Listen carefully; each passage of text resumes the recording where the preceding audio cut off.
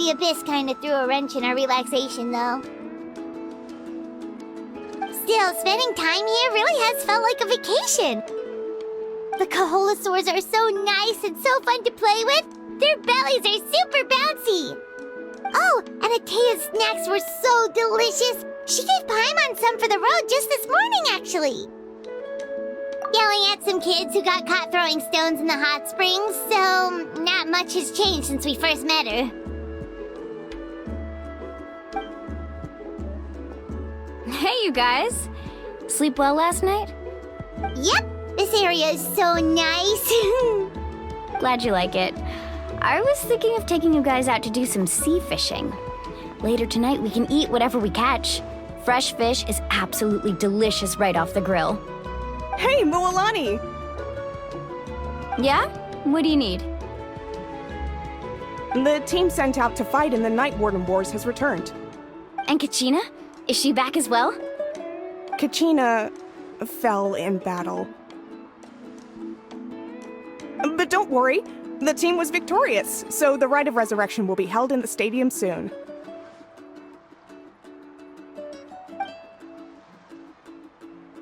That's a relief. The Abyss is cunning, and it was her first time.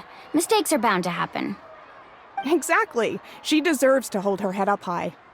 All right, thanks for letting me know. We'll head out in a bit. Jeez, she sounded a little anxious there. Had me thinking it was bad news for a moment. Mualani, you said the Abyss was cunning just now, but it seems like the Abyss just wants to destroy everything. Like, think about all those monsters that attacked your tribe. If there really was some sort of cunning plan, wouldn't it make more sense to send them to attack Kachina and her small team? Not that Paimon wants them to be in any more danger, it's just... Relax, I get it. The Abyss is difficult to understand, that's for sure. At a glance, it certainly seems like the only goal is total destruction. The Abyss isn't a living entity after all, so what capacity for logic or planning could it possibly possess? But through our long history of fighting the Abyss, we've realized things aren't quite so simple. 500 years ago, the Abyss invaded Teyvat. You know about that, right? That's right. Conria suffered greatly during that time. But so did every other nation in Teyvat. And Natlan was the worst affected of all. It took the combined efforts of the then Pyro Archon and heroes from every tribe to finally repel the Abyss. Even so, the effects of the invasion lingered for hundreds of years, only able to be reversed little by little. Our tribe's waters were contaminated. The Children of Echo's territory was overrun by dangerous sludge surging from underground. Unrelenting black winds tore across the lands of the Flower Feather clan. It was like each disaster was designed for a specific tribe.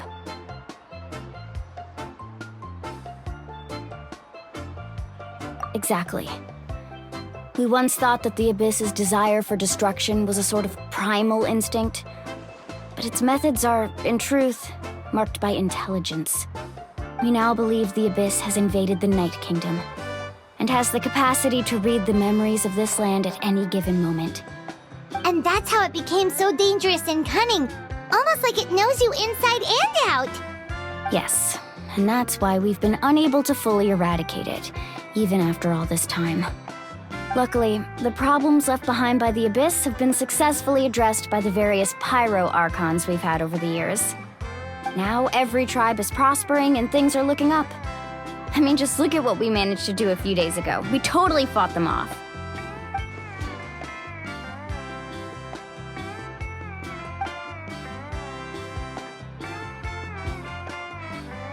You must have had to sacrifice a lot to get to this point. Every battle, every sacrifice is in pursuit of a future where we get to stop fighting. Responsibility, duty, unavoidable burden. Everyone in Natlan views the war differently. But I believe we will be rid of the Abyss one day. And the efforts of all who fought against them will become a story for the ages. To think that my name could survive in ballads passed down to future generations, it's kind of romantic. Everyone has something that drives them forward, you know? Be my guest. Heroes are always welcome in Natlan. Anyway, let's head to the stadium. Our fishing trip can wait until Kachina's back with us. The sea's not going anywhere.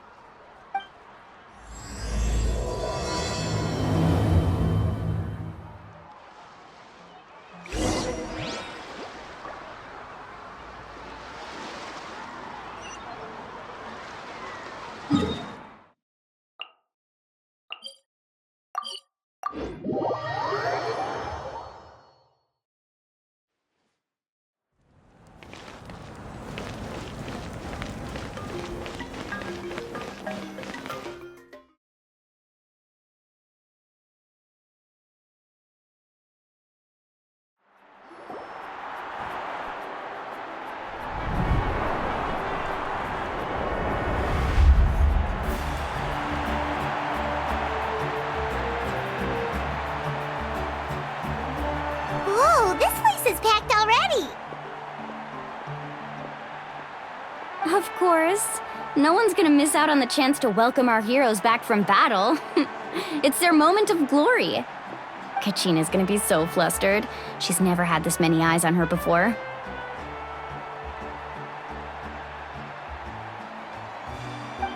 Yeah, she doesn't seem like the kind of person who likes being the center of attention. Looks like I'm just in time. Kanich, you're here! Yeah, a commission ran longer than expected, but I made it. I heard about the incident with your tribe, Mualani. Is everyone all right? Yeah, it's all taken care of. Our new friend here's got some tricks up her sleeve, by the way. She's just as strong as Kachina made her out to be. Hey, look! Is it about to start? That's right. Someone will come out and recite a eulogy, and then we'll sing the Ode of Resurrection together. Come on, let's find a spot with a good view. When the singing starts, just follow my lead and you'll be fine. Let's go somewhere higher up so Kachina can spot us.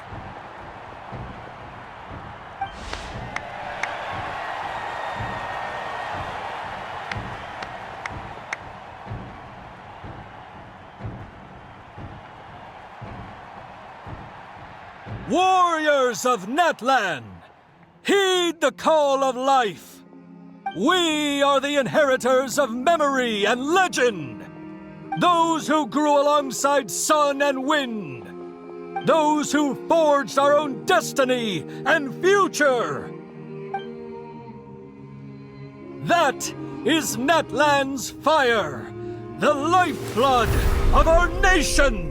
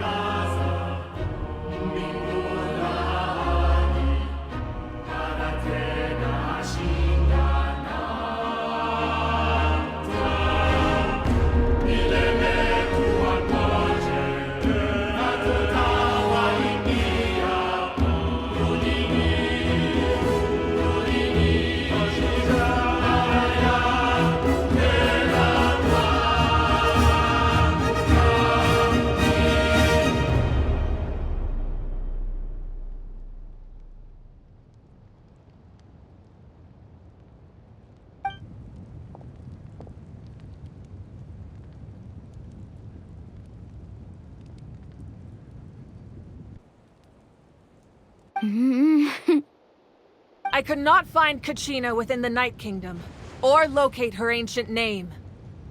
What? What does that even mean? Usually once the ode is complete, the Pyro Archon and resurrected person will emerge from the flames. But something went wrong. What's going on? This has never happened before. Well, I think it's pretty obvious. Clearly, the team sent to fight the Abyss didn't win after all. Think about it. The Ode rekindles all victors. We witnessed it countless times. Since the Archon couldn't find Kachina in the Night Kingdom, that must mean there's more to this victory than meets the eye. Hey! You just haven't gotten over the fact that Kachina beat you in the pilgrimage! Pathetic. The both of you. Your wild guesses are misplaced. We completed our mission. Maybe you did, but who's to say whether that little girl even contributed at all? Maybe she got scared and ran off. Why would the YUB recognize someone like her, even if she was on the winning team? How dare you insult a hero of Natlan like that? Kachina sacrificed herself to repel the Abyss. She doesn't deserve to be subjected to your vile rumors when she's not even here to defend herself. Calm down, Mualani. There's no point arguing with the likes of them. I can't just sit here and let them slander her like that.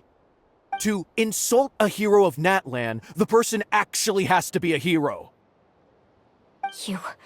You... Think about it, everyone. Who do you think is really at fault here? A girl who never should have even gone to war? Or the great Pyro Archon? Why would the rules of our nation suddenly stop working?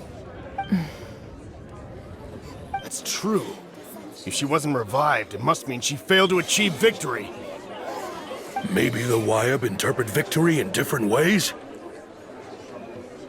I mean, that girl didn't look all that strong to me.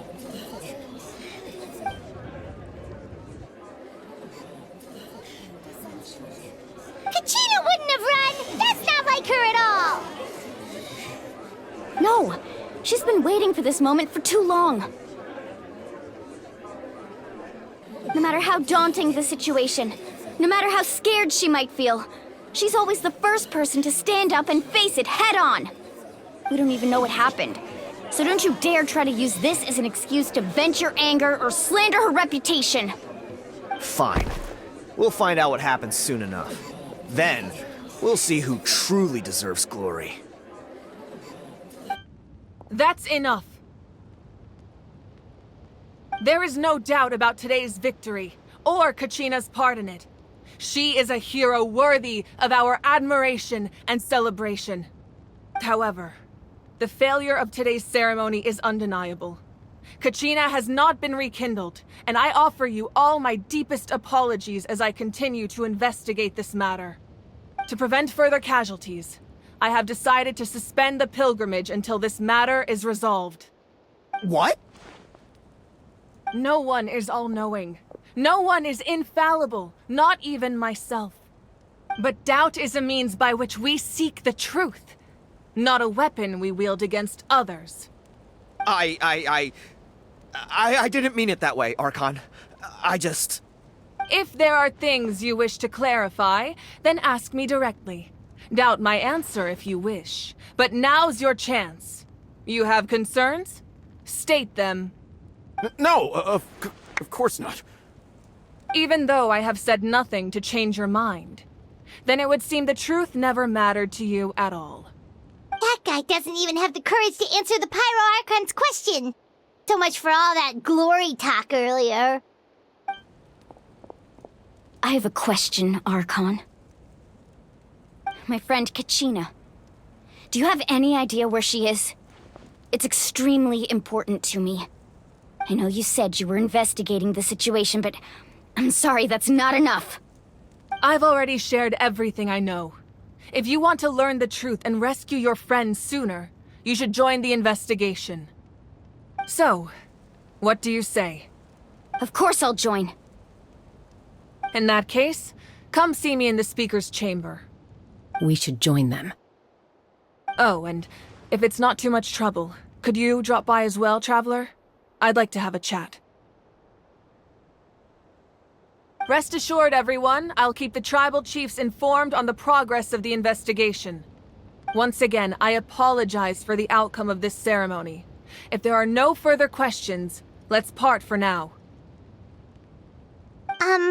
Did she just ask us to come along? I believe she did. Let's go. I'd like to know what's going on myself.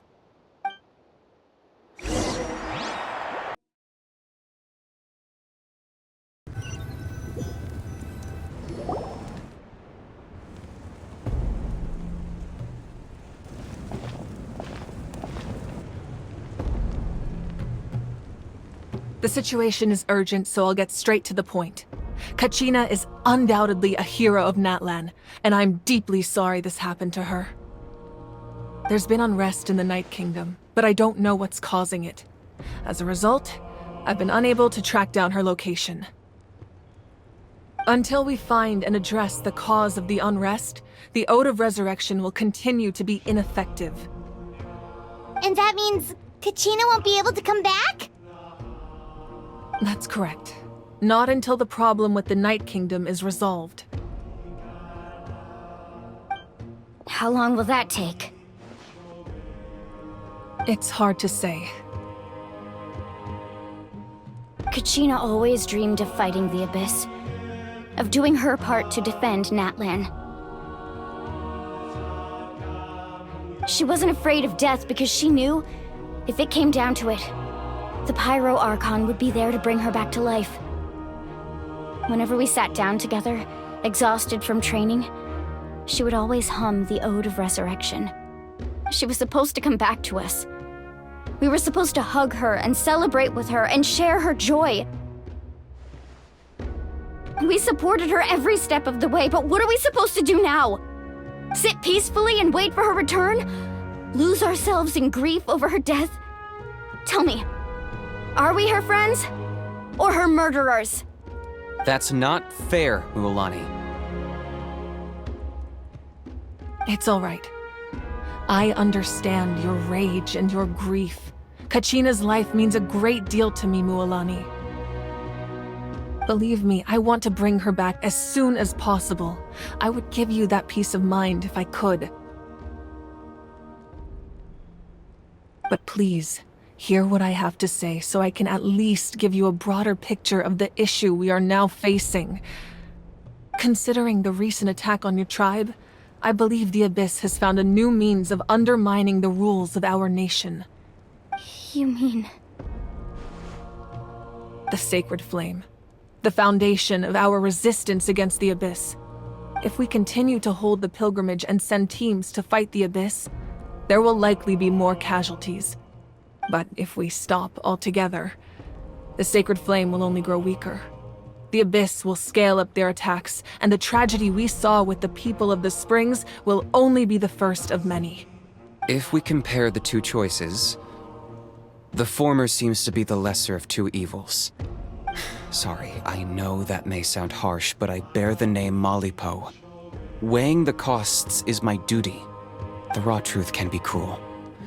But we need to understand it if we want to approach this rationally. But what would you say, Mualani?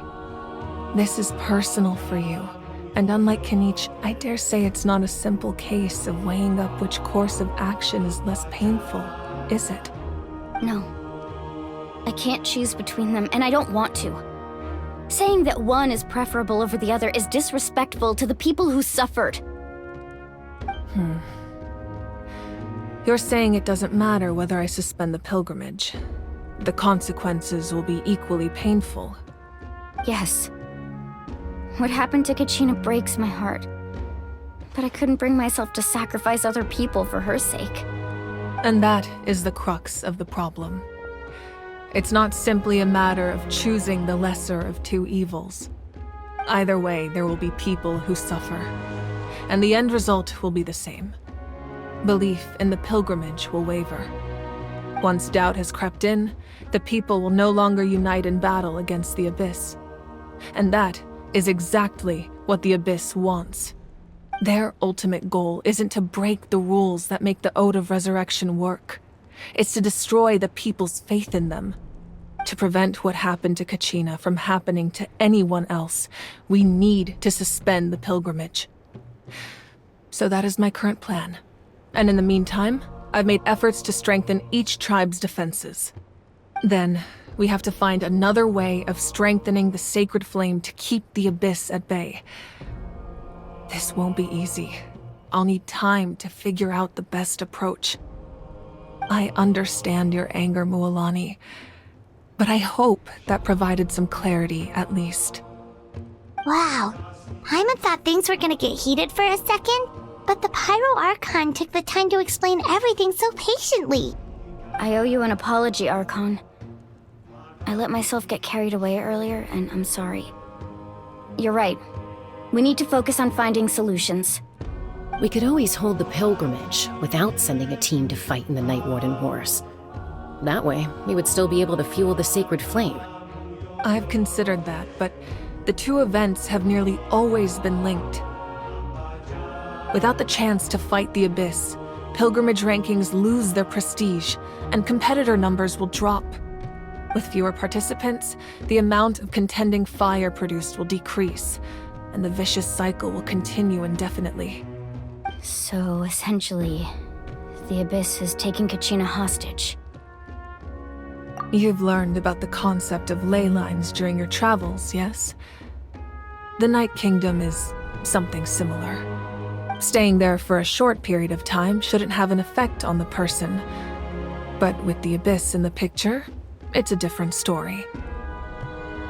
Your sense of self will be devoured until eventually you become one with the Sea of Souls. Imagine pouring a cup of water into a rushing river. You can try to scoop up another cup, but there's no chance it will be the same water you had before. I won't sugarcoat it. That is the danger Kachina is currently facing. Just like you said, Archon. Both of these problems need to be addressed. You can focus all your efforts on dealing with the Sacred Flame. I will go search for Kachina. The Abyss poses the same threat to you as it does to her. It is very possible you will not return. Knowing that, do you still choose to go? Kachina's waiting for us to rescue her. That's all that matters. I failed to protect her during our campaign, but I can make it up to her now. I choose to go as well. Traveler? What do you think? Understood. Then I'll support you in any way I can. The Masters of the Nightwind have a technique that can extract an ancient name from the ley lines. If we can find Kachina's ancient name, I can use the link between them to pinpoint her position within the Night Kingdom. Then comes the hard part. You need to visit the Night Kingdom in person and rescue her. But isn't the Night Kingdom a land of souls?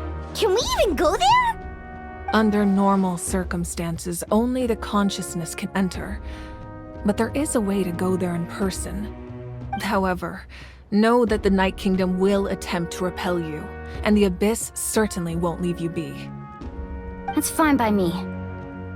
Same here. Fighting the Abyss is nothing new for me. So, Paimon's the only one who's scared?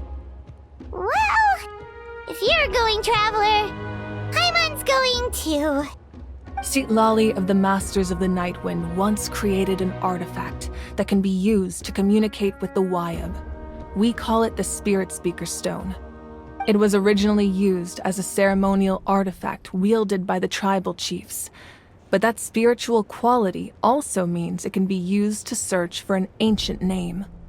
That was the artifact I delivered to the Scions of the Canopy a few days ago. Didn't think I'd be hearing about it again so soon. Thank you so much for your help, everyone. Your thanks are unnecessary. I will offer you whatever aid I can, but your fellowship and courage are what will truly decide the success of this operation. Besides, you're the ones helping me. I can only focus on one thing at a time, after all. Traveler, I certainly didn't expect our first conversation to be so serious. I've heard all about your accomplishments. Ever since you arrived, I've been hoping to meet you and offer you Natlan's highest level of hospitality. Why?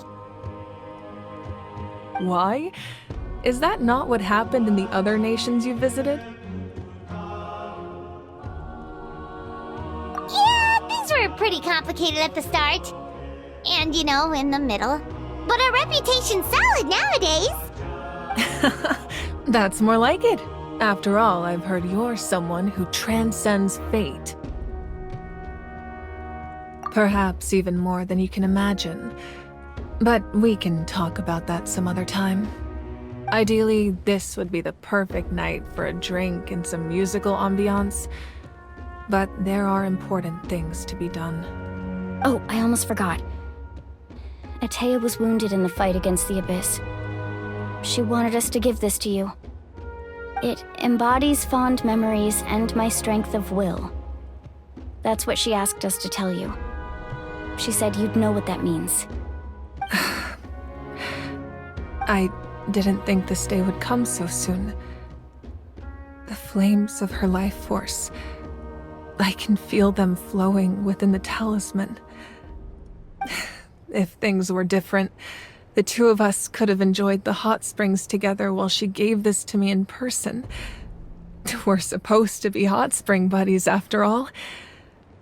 But don't worry. This talisman means a great deal to me. I'll take good care of it, and once this is all over, I'll pay Atea a visit.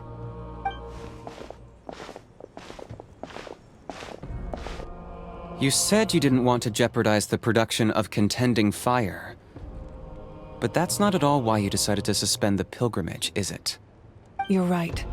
Even now, the production of contending fire is far from sufficient. The gradual corrosion caused by the Abyss has resulted in a massive shortage of pyro energy, and we're currently at the breaking point. As things stand, the pilgrimage is a lost cause. Suspending it allows us to save our strength to defend the tribes. The Abyss has brought catastrophe to Natlan, and Kachina's disappearance in the Night Kingdom is a direct consequence of that. We can't let the general public know that. No. If the public learned that Natlan's destruction was close at hand, there would be immense panic. But if I said nothing at all, they would have continued to question the integrity of Natlan's heroes. Another simple choice. The latter was clearly the better solution. But you chose otherwise. I have never subscribed to the belief that the right choice is the one with the fewest sacrifices. Let's go. There's still a way for the sacred flame to last a little longer. You mean? Yes. Come with me.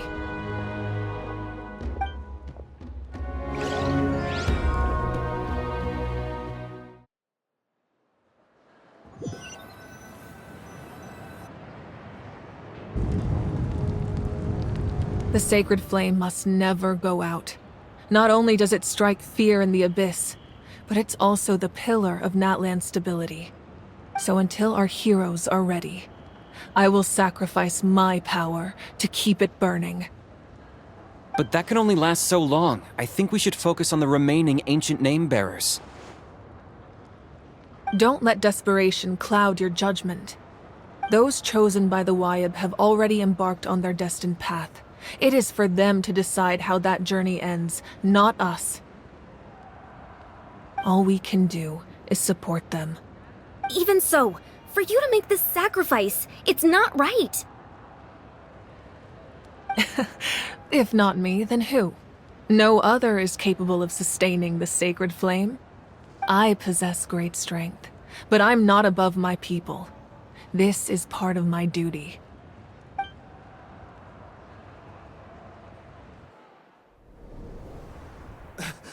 Archon! It's the Fatui!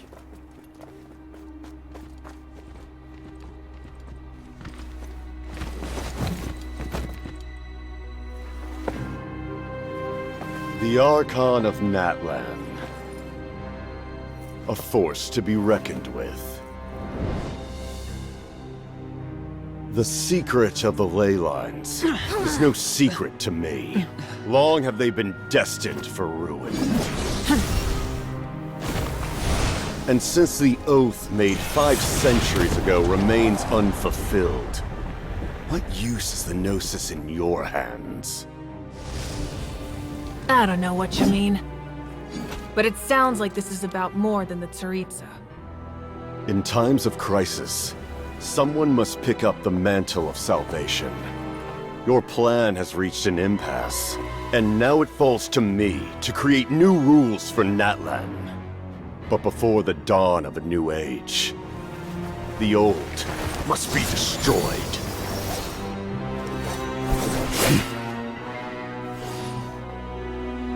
I assume that's the end of your speech? Good. People like us. Let our blades do the talking!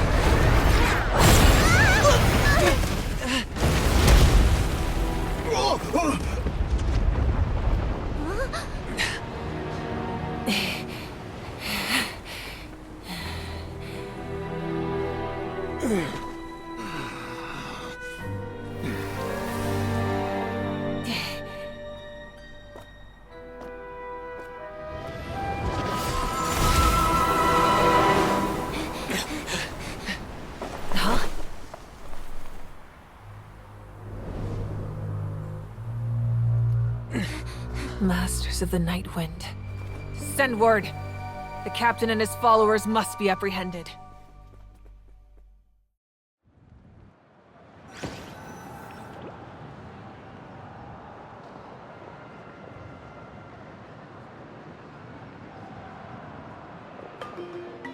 Are you alright, Archon?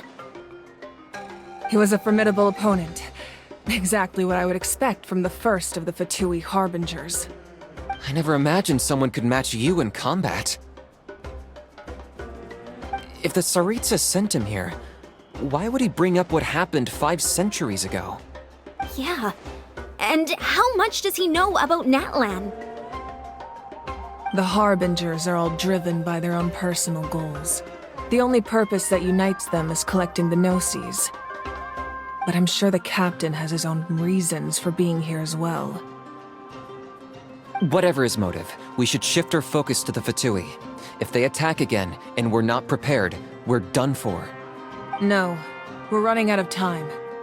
The wound I inflicted should hold him back and weaken him for the time being.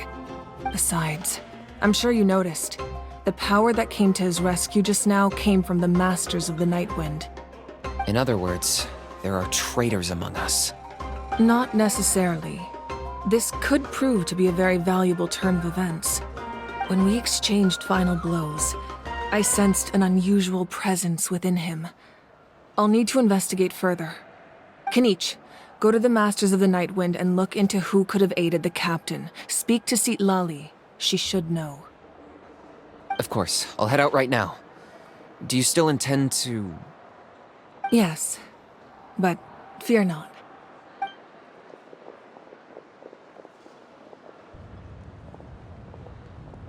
Natlan's strength has never rested solely in its Archon.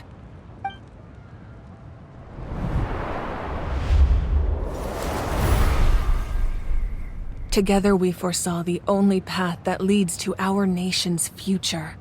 We must trust in that vision now.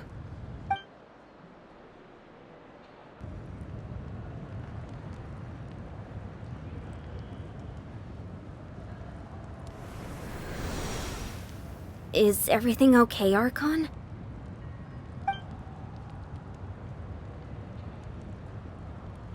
Completely fine. Just lamenting the fact that I never got a picture when I could still turn my hair into flames. Too late now. I just hope the others have a safe journey.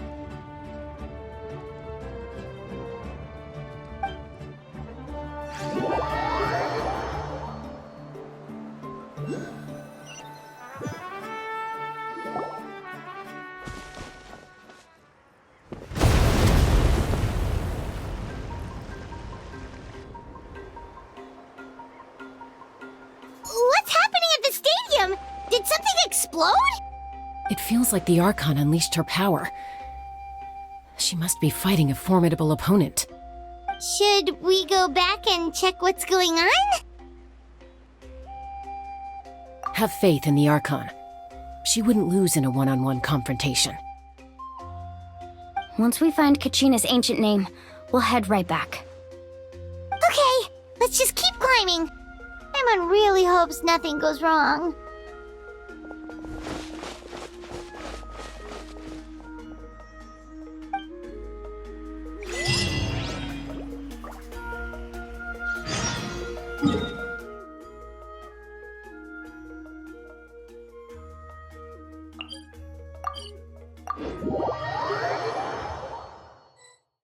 That's Wyna, the tribal chief. Let's head over to him.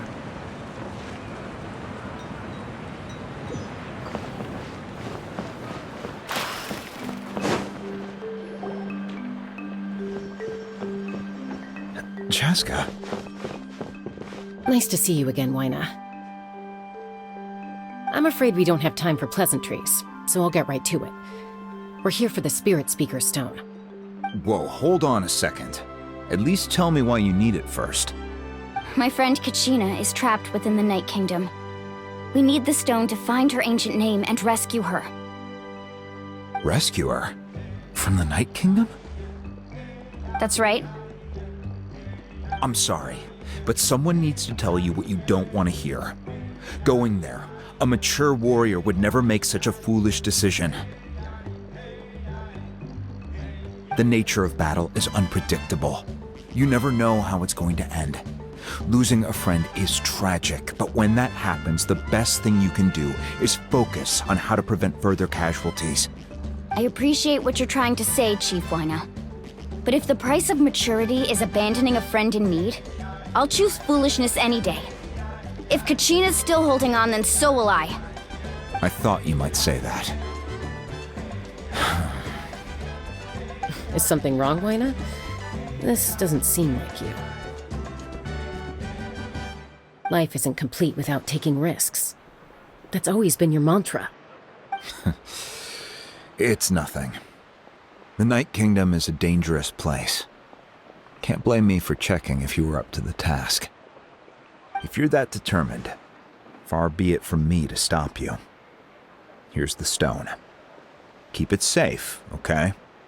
It's not like we have a spare. Thank you. Huh. Seems like you two go way back. But aren't you from the Flower Feather Clan, Chaska? Oh, Chaska's a peacekeeper, so she's famous throughout the tribes. She's always the one people call to resolve conflicts, so we slowly got to know each other that way. Her younger sister Quichi's always hanging around our tribe, too. She's helped us out a lot in the past. Oh, you have a younger sister? Yes, I'll introduce you to her sometime. But let's get back to business. Wyna, how do we use the stone? As you probably know, your intended destination is completely different from the real world. The Night Kingdom is like a river flowing with concepts, and the ancient name you seek is like a tiny fish swimming downstream. In that sense, the stone is like a fishing boat drifting down the river, but the boat alone isn't enough. You need a fisherman experienced enough to steer it in the right direction. We couldn't do that ourselves? With a little practice, I'm sure you could. You have the strength and the talent. If you want to make sure this works, though, I could recommend someone to you. Who? Vichama, a legendary warrior and scout from our tribe. He's got a keen eye and a well-honed intuition. Even his ancient name means to seek. If you're fishing for a name, you're gonna want him on the boat. Vichama? Why does that name sound familiar? He's one of Auntie Atea's hot spring buddies. I've heard stories about him. Where can we find him? Ever since Malco passed, he spends most of his time gazing out at the scenery from the cliff tops. Follow the path that way, and I'm sure you'll find him. Thank you. We'll go look for him there. Good luck. I hope everything goes well.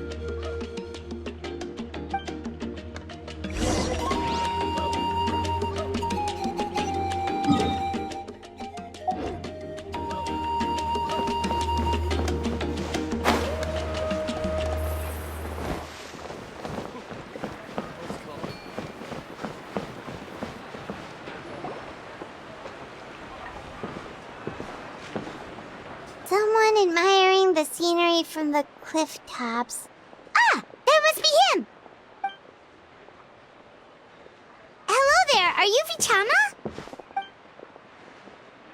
That's me. Did you need something?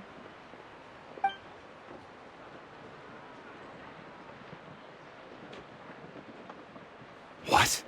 You're saying you can bring someone back from the Night Kingdom? How is that even possible? No, if you really think about it, anything's possible in that kind of place. But that would mean...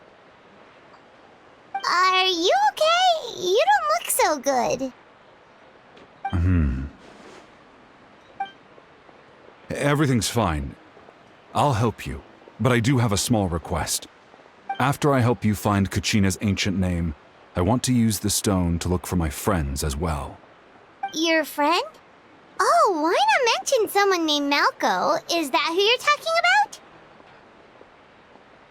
Yes, but I'd rather not get into it if it's all the same to you.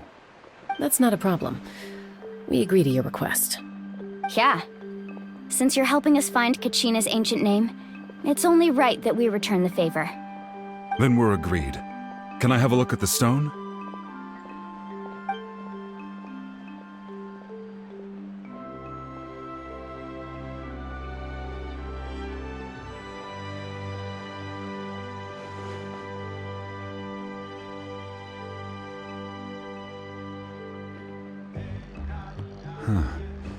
I see. From what I can tell, it functions almost like an abyssal pylon. Both connect the Night Kingdom to the living world. Once the connection is established, the abyss will come surging through the opening like a predator honing in on the scent of blood. So we have to be sure not to use it in a tribal settlement. Wow, you got all that just from looking at it? I just picked up on the basics, really. I still have no idea why it works. You said someone named Lali invented this. They must be a genius. I'll go find an open area and start setting things up. In the meantime, I need you to get 2 things for me. We'll go right away. What do you need? First, I'll need some hook ropes. Pretty much every store around here carries them, so no need to go anywhere special. Oh, and I need to build a net out of them, so make sure you get a good amount. Wait, are you saying you're going to use a real net to catch Kachina's ancient name? How does that work when one's tangible and one's not?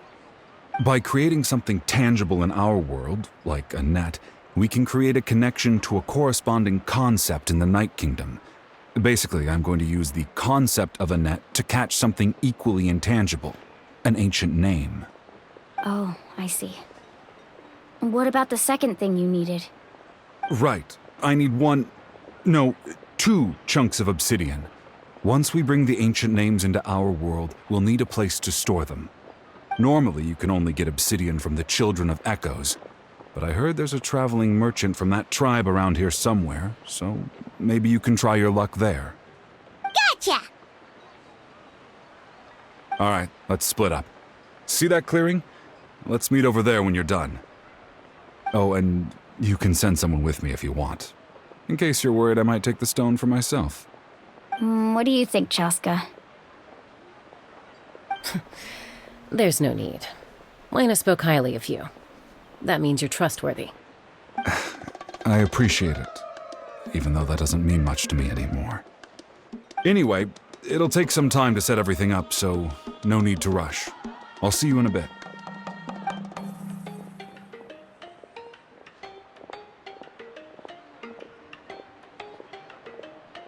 What an odd guy.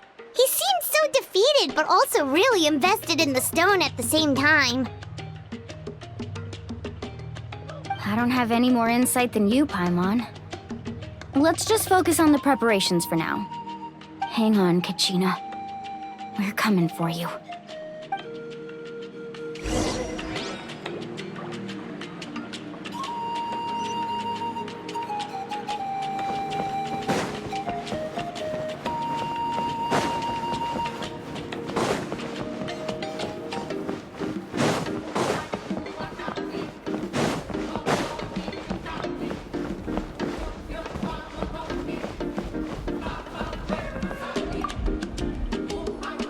Hello.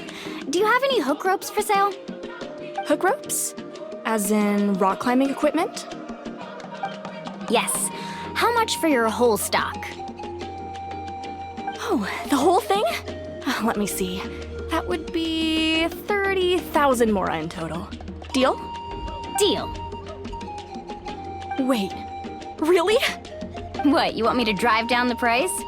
We just need these as fast as possible. Thanks. Oh, no problem at all. I'll even pass along some information on the house. These ropes are usually used by rock climbing enthusiasts. If you want to learn, Roka's the person you want to ask. All right, that's everything. Here you go. Now we need the obsidian. Let's go talk to the traveling merchant Bichama mentioned.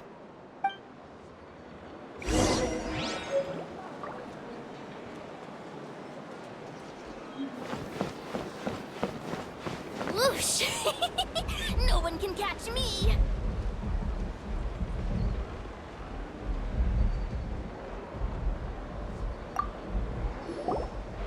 Excuse me, do you sell obsidian? Why, yes. I've got a chunk for sale right over there. Perfect. Is that the only one, though? We actually need two. That might be tough. Tell you what, I'll take a look through these boxes over here, and we'll see what we can find. Thank you so much. We'll wait here.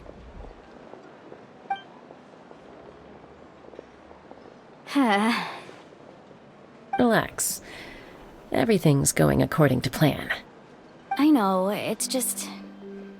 I could tell Vichama feels the same way about his friend that I do about Kachina. I hope this chunk of obsidian isn't the only one. Kachina always carries all sorts of shiny stones with her. If I was the one trapped in the Night Kingdom, she'd have a whole pile of obsidian ready in a heartbeat.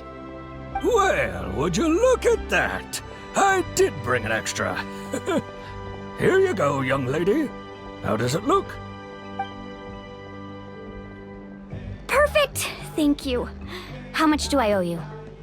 If you hadn't shown up, these stones would have just sat here collecting dust. I'll take 3,000 mora for both. Here you go. By the way, I heard you mention Vichama just now. You running an errand for him, then? How's he doing? Malco's been gone for 5 years now. It's about time he started to move forward. Do you know what happened between them? I heard about it in passing while I was out drinking one night, but I don't know all the details. Bichama and Malco grew up together, and even made a name for themselves together. Malco was an amazing fighter, capable of knocking out multiple opponents in a single hit, while Vichama excelled at scouting and analyzing the battlefield. The two made an excellent team, and managed to beat back the Abyss several times. 5 years ago, they both emerged triumphant in the pilgrimage, and were placed on the same team to fight the Abyss. But on the eve of battle, the Abyss launched an attack on their tribe, and Bichama suffered an injury to his leg while attempting to rescue someone. Then what happened? The team agreed that he couldn't fight the Abyss in his condition. Vichama didn't argue. He knew going to the front lines with an injured leg would make him a burden in battle. So they raised the issue with the Pyro Archon, and she agreed to let him stay behind. It's just... Melko and the others ended up facing hordes of abyssal monsters in numbers that far exceeded anyone's expectations. The team made an error in judgment, and they fell to the onslaught. Vichama went into a deep depression after that. He blames himself for everything. Oh, you're not wrong. But it's possible he chooses to blame himself. Not because he did something wrong, but because he wasn't able to do anything at all.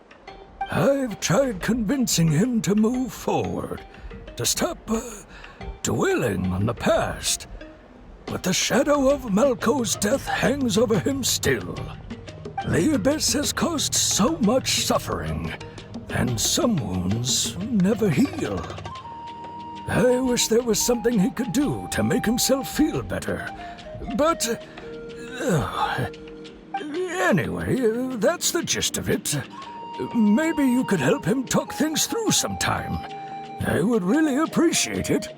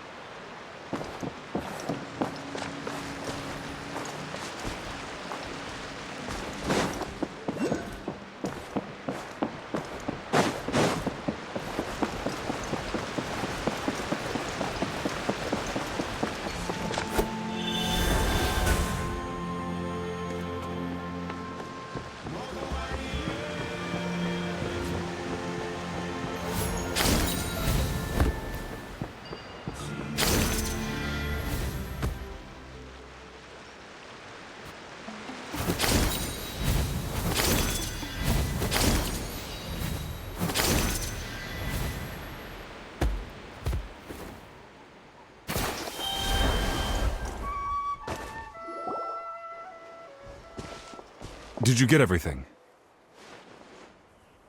Yep, it's all here. When do we start? I've made all the necessary adjustments, so we're good to go. As agreed, I'll help you find Kachina's ancient name, and then you return the favor.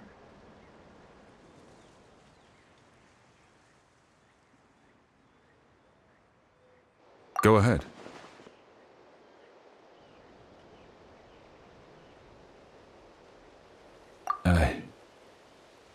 Yes. After Malko fell, I scoured the battlefield to see what happened. It turned out he wasn't bested by some impossibly powerful foe. He was dragged to his grave by the sheer number of enemies. If I had been there, I would have been able to sense the danger. I could have warned them not to advance. I've always blamed myself for what happened. But when you told me about Kachina, I realized there's a chance Malko might also be alive, fighting for survival in the Night Kingdom. But that happened several years ago, right?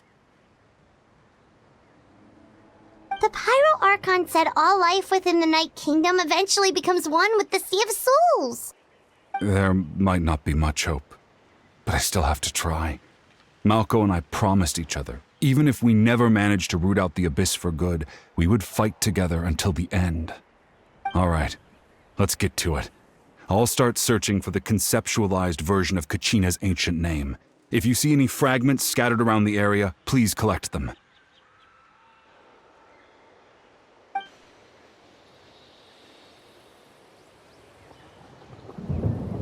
Make sure you prepare yourselves for battle. As I said, the stone will link the mortal realm to the Night Kingdom. The Abyss will likely emerge in response. Look at that golden thing! It must be one of those fragments Vichama mentioned. Let's get closer!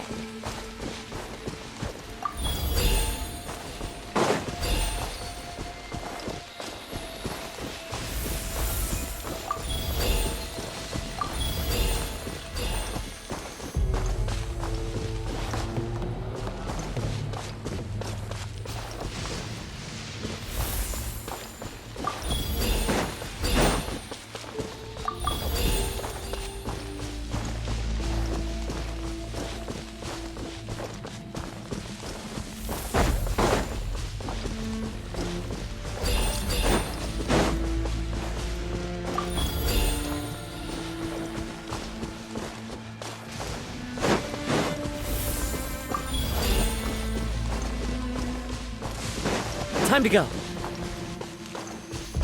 Whoa, monsters incoming! Watch out, everyone!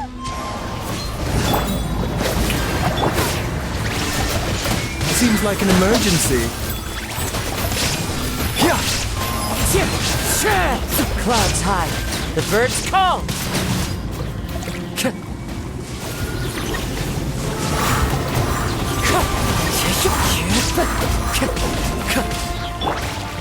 Yoo-hoo! Shine down! Taking a turn for the better. The doctor was sealed. How much longer, Vichama? Not long! We're getting close!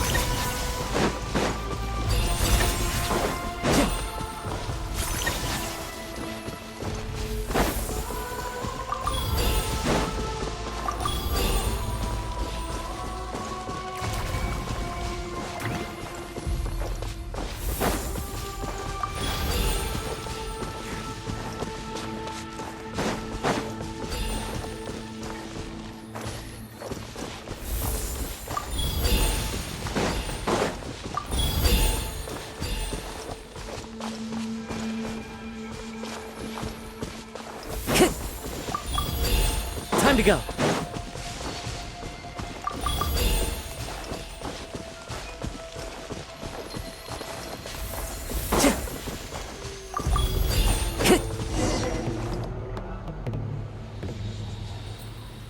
Vichama!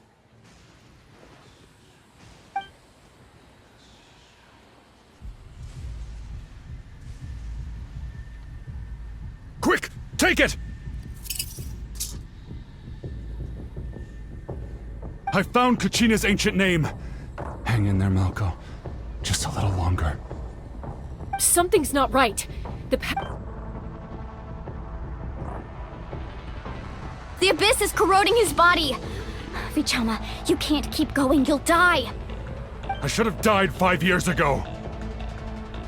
I just need a little more time. Please, I'm almost there. Thank you.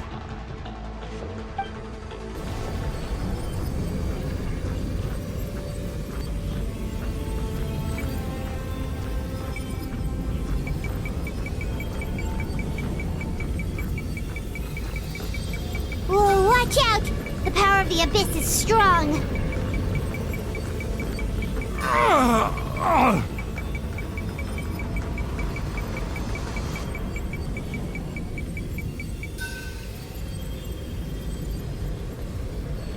This power.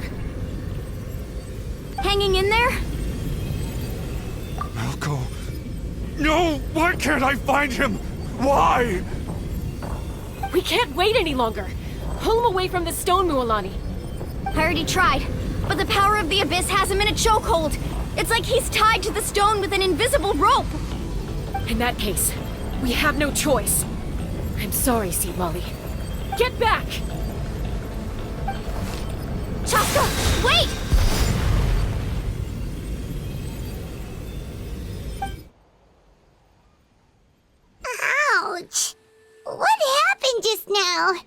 It looked like the Spirit Speaker's stone was... The stone's power was spiraling out of control.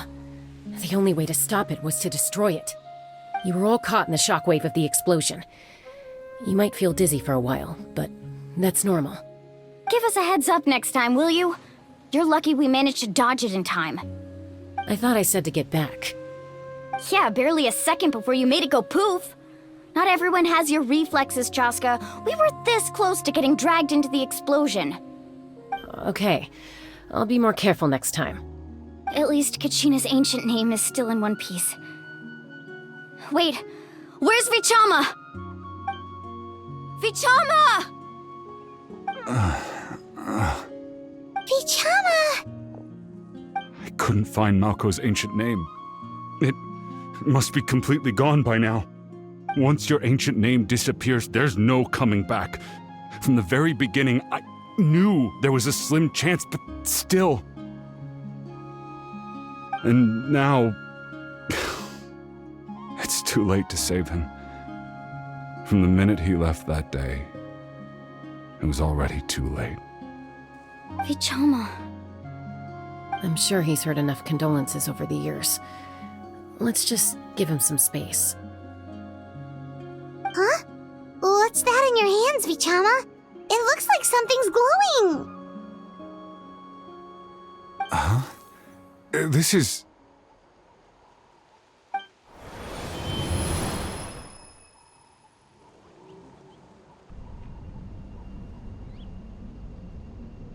Hey, Malko. Got any strength left? Not enough to swing a sword, but to say a few last words? Sure. Too bad. No one will get to hear them. I never thought I'd actually die on this mission. Not that I'm afraid to die. It's just... hard. Thinking about my mom's face when she hears the news. Guess I have something to be thankful for then. My parents died a long time ago. They won't have to mourn me.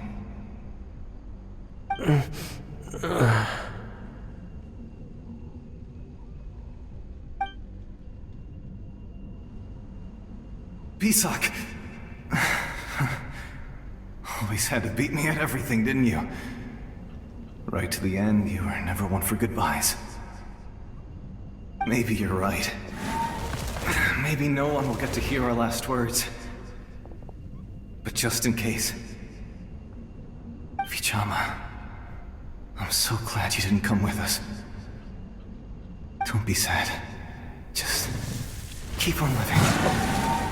For the both of us.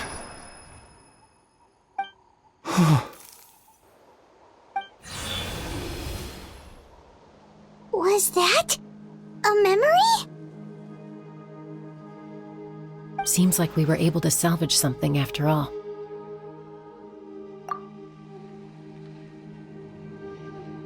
Of course. Seeing him, hearing his voice again, it makes me unbelievably happy. But it also brings with it an even deeper pain. A deeper pain? Why? Malko was always the type to put on a brave face. But in that memory just now, his hands were shaking, and his smile was forced. For all these years, I regretted not being able to fight alongside him to the end. And now I know, at the end of his life, he was thinking the same thing. Vichama. I'm fine. Actually, I heard Chief Wyna wasn't really on board with your plan to go to the Night Kingdom. When you asked for my help, I hesitated too. I knew helping you find your friend's ancient name meant leading you one step closer to danger. But I also understood why you had to try. Everyone has regrets in life, but not everyone gets the chance to make up for them. Once allowed to fester, guilt strips us of our most valuable qualities as warriors.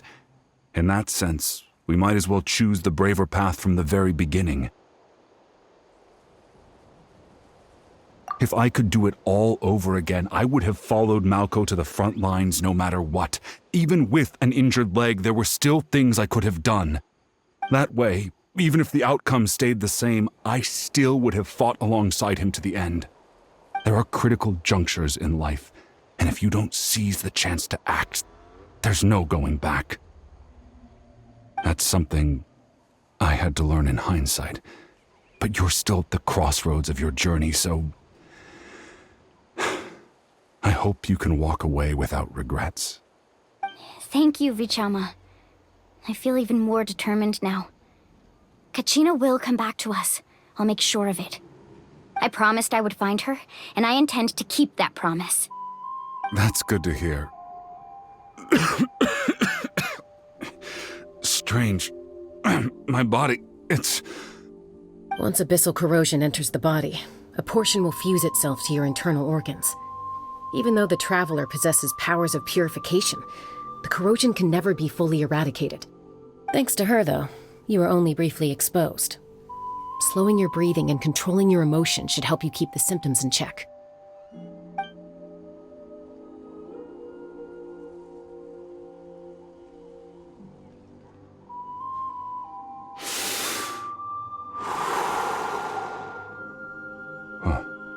That does make me feel better. You seem very knowledgeable about all this. Just speaking from experience, that's all.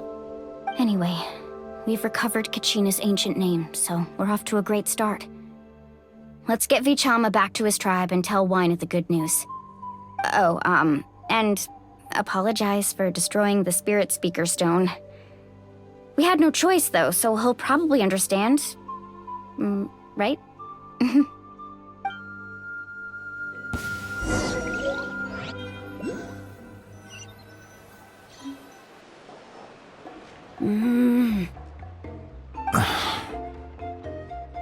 Koichi, are you really gonna just stand there like that? I don't know what you want from me. I think you know exactly what I'm trying to say, Uncle Wyna. I can hear it in your voice. Honestly, it's just one thing after another with you two. They're back. Koichi? What are you doing here? Don't play dumb with your own sister. You know exactly why I'm here. My apologies, everyone. I just need to borrow Chaska for a few minutes. You come with me.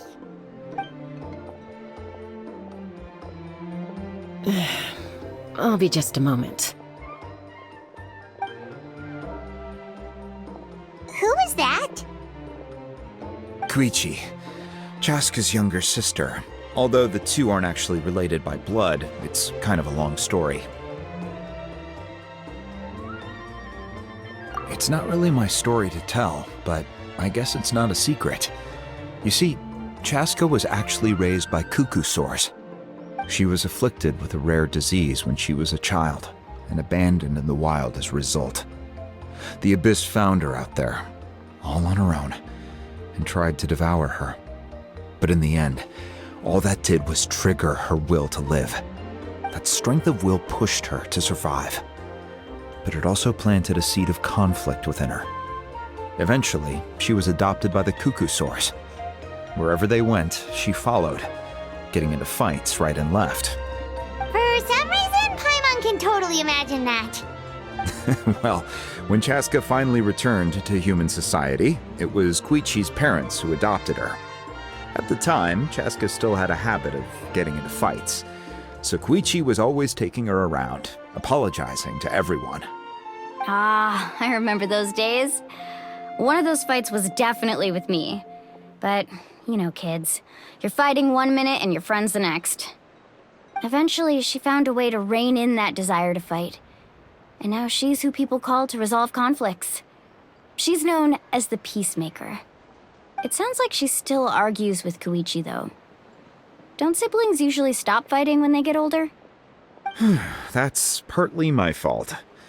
Koichi asked me to stop Chaska from doing anything dangerous, but you probably know by now, once Chaska makes up her mind, there's no changing it. Oh, I get it. No wonder you tried to talk us out of going to the Night Kingdom. Chaska even said that wasn't like you. I'm all for your adventure.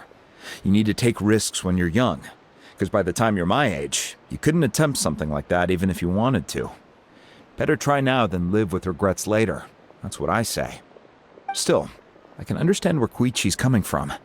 In the end, nobody wants to sit back and let a loved one put their life on the line.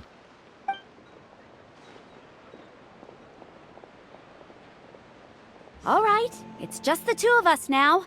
You have 1 minute to explain yourself. I don't have anything to say. You don't have to approve, but you should know I only do what's necessary. That attitude is exactly the problem. It's like you don't care. You try to sneak off to the Night Kingdom behind my back and then play it down as if it's just a trip abroad. Well, technically I am going abroad, right? Again with the excuses! We agreed, didn't we? There are 4 levels of danger. If it's not something urgent, you can only engage in level 2 danger and below. You can only go up to level 3 if a situation is so dire there's absolutely no alternative. But a trip to the Night Kingdom? If that's not a level 4, I don't know what is. And you were just going to sneak into the place without saying anything. What do you mean, sneak into the place? I always planned on walking in there with my head held high. You bought off Uncle Wina, didn't you? He promised me he'd stop you from doing anything dangerous. Oh, it's like he didn't even try. You feel like he went back on his word. What if I told you my mind was made up, and there was nothing he could have done? Not even by force. Oh, I knew it! So he did try to say something, but you didn't listen. This is important. If you were in my shoes, you'd make the same decision. You don't know that? I'm a doctor, and I handle logistics. If you're going to waltz into a dangerous situation where you could lose control at any moment, it's my duty to say something. All right, whatever. Anything else? What do you mean, anything else? Why don't you reflect on what you've done and promise me you'll stay put? Time out. Is this one of our normal arguments or a serious one? Chaska, does it sound like I'm joking? Then, you need to know something. What happened to Kachina was partially my fault. I can't leave her there to die. That's not who I am. But the person you become when you lose control, that's also not who you are. That's a different issue. You said it yourself. A person is only as good as their morals. If I want to live in Natlan, I need to display qualities that make me worthy of this nation. I've also told you that managing your condition is equally important. Sometimes you have to make sacrifices. All right, let's stop this here. If we keep going, I might actually have to get serious. And I think Wina prefers his roof attached to his house. Is that a threat? That sounds like a threat to me. Koichi! Younger sisters are supposed to listen to their elders. So, you're really going to go, no matter what I say? I'm supposed to be your sister. Then support me. I'll be back. All you have to do is wait. Chaska. So, that's it. Why'd you have to turn out to be so darn annoying?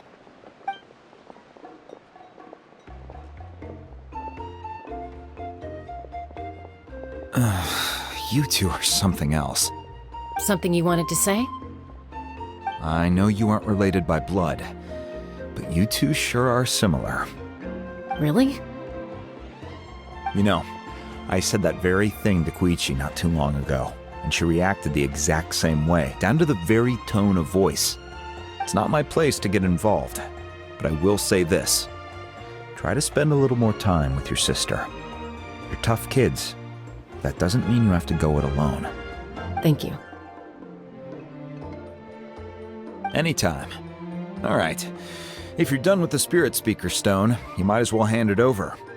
According to Kinich, it's an important ceremonial artifact. so it'd be safer to keep it with me. About that. If only Tone Deaf Bard was here, he could have repaired it just like the Holy Liar. It might be in a few more pieces than you remember. Huh?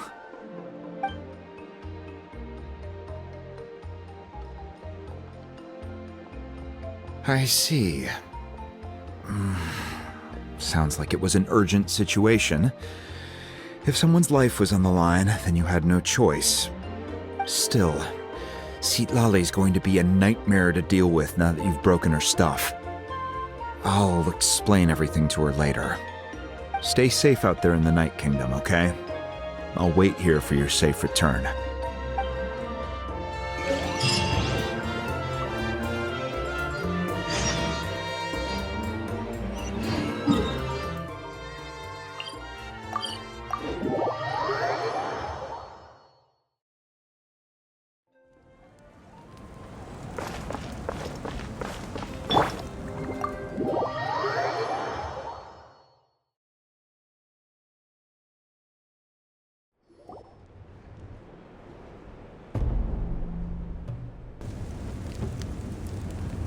We're back! We found Kachina's ancient name, too! Well, it's fairly complicated. Let me give you the condensed version.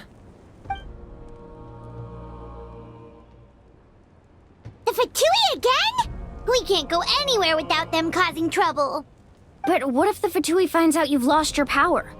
Won't they try to take advantage of the situation? That's why it has to be our little secret. No one else can know, or we're asking for trouble. Look, I wish I could offer you some sort of consolation, but I won't lie to you. With multiple factions closing in, there's nothing comforting about the situation we're facing. Still, all you need to do is focus on your goal. You can leave the complicated matters to me. I can also step in on the Pyro Archon's behalf. There's a limit to what I can accomplish, but I'll help you however I can. There's no need to be so modest, Yan-san. Your incredible strength has long been a well-known fact. You're the pride of your tribe. Archon, I'm sorry about before. You have so much on your plate, so much that you have to worry about. But all I could do was focus on my own feelings. You have nothing to be sorry about. We all get overwhelmed by our emotions, myself included. Your reaction to Kachina's disappearance, I understand that feeling very well. Well, now that we have Kachina's ancient name, let's go track her down. Follow me.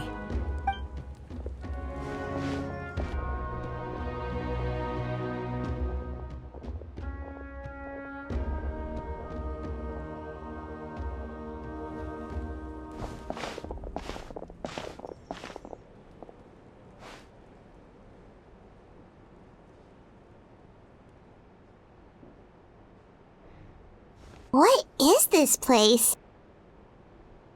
Hey, isn't that Atea's talisman? Good eye. This is where I store all the various mementos I've collected. Whoa. I've never seen this place before. There's so many things in here. It looks like there are items from every tribe. Collecting them must have taken a lot of effort. I suppose you could think of it as a hobby of sorts. In Natlan, everyone grows up listening to the stories of heroes, and physical items do a far better job of preserving those stories than our own memory. Now, I still have some preparations to make for the ceremony, so feel free to take a look around in the meantime. If you're curious about an item, I'm more than willing to tell you about its origins. All right, we'll have a look.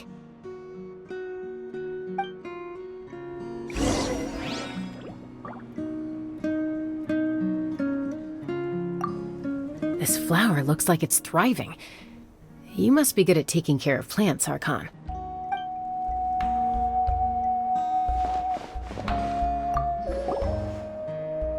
Hey, there's a fishing rod here. It must have belonged to the people of the springs. That's right. It belongs to a legendary fisherman named Matavaru. I have his entire set of fishing equipment, actually. He and I met in a tavern. He told me about a particular kind of giant fish and his meticulous plan to catch it. In his eyes, I saw a hunger and a strong fighting spirit. To him, the sea was the battlefield upon which he staked his honor. So, did he do it? The next time I saw him, he was covered in scars. It turned out the fish he sought had been corroded by the abyss. He managed to kill the fish, but sustained a serious injury in the process, which meant he could never go deep-sea fishing again. Can a fisherman claim victory if he fails to bring back his catch? That's what he asked me in the end. Well, Paimon thinks he won. That was my answer as well. The experience was far more valuable than the prize itself. In the end, he didn't want his tools to go to waste, so he gave them to me. Wait, that means you also know how to fish. Maybe we can go head-to-head sometime.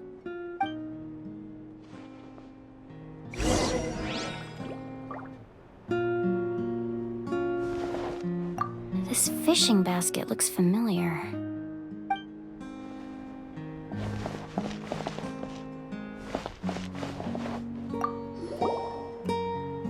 Whoa, that belt is bigger than Paimon's head! The Collective of Plenty are known for their bodybuilding competitions and contests of strength. This belt is a symbol of great honor within the tribe. The association with strength might also have been the reason the original belt was extremely heavy. It was difficult for even 2 people to lift.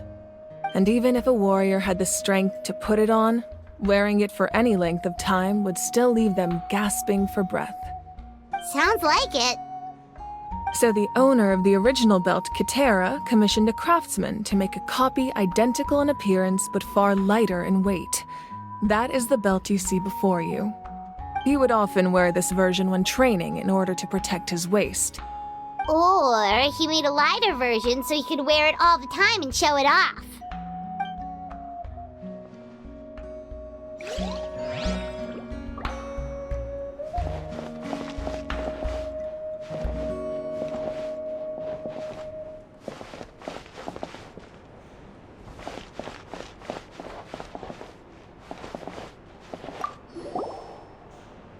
This is Atea's talisman. I'm sure you're familiar with this one already. Atea was rarely ever without it. The talisman brought her a lot of luck in battle.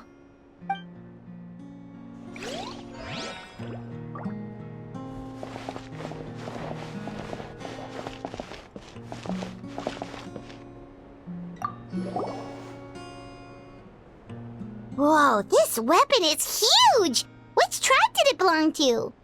Ah, that weapon belonged to Tenoch, a hero from 500 years ago. Strictly speaking, he didn't belong to any single tribe. That's because even before the disaster with the Abyss broke out, he had already been exiled. Exiled? It was a punishment imposed out of necessity, but he accepted it all the same. He believed it was what he deserved. When the Abyss attacked, the tribes found themselves in urgent need of a powerful figure to lead them into the battle, and there was no one more courageous or resolute than him. He united the 6 tribes and accomplished great feats throughout the war. Ultimately, he perished, and because he had already lost his ancient name, the Ode of Resurrection was unable to bring him back. And so, he was laid to rest, alongside the countless warriors and civilians who lost their lives, buried in the soil of his native land. Wow, he sounds like a true hero. Indeed, even now his story is told throughout the land.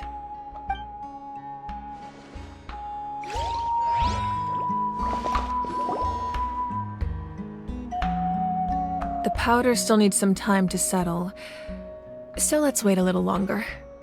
Well, what do you think of my collection? Do you feel like you have a better understanding of Natlan's culture now? Yeah, if each item represents a different story. Seems like Natlan's really been through a lot. Does every item hold a special memory, just like Atea's talisman? That's right. The items in my collection actually serve a similar purpose to the ancient names passed down among the tribes. They demonstrate the true shape of time. The shape of time?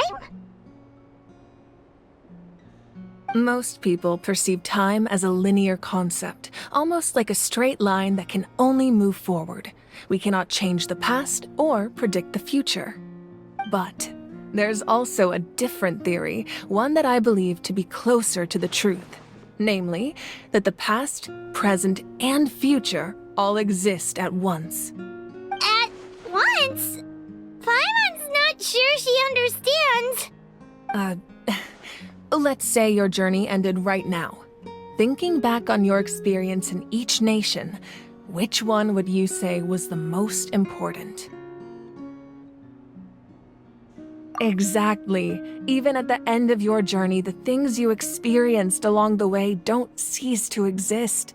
They become part of who you are. Take out a portion of that journey, and you would likely make very different decisions, and eventually arrive at a very different destination. The future is the same way.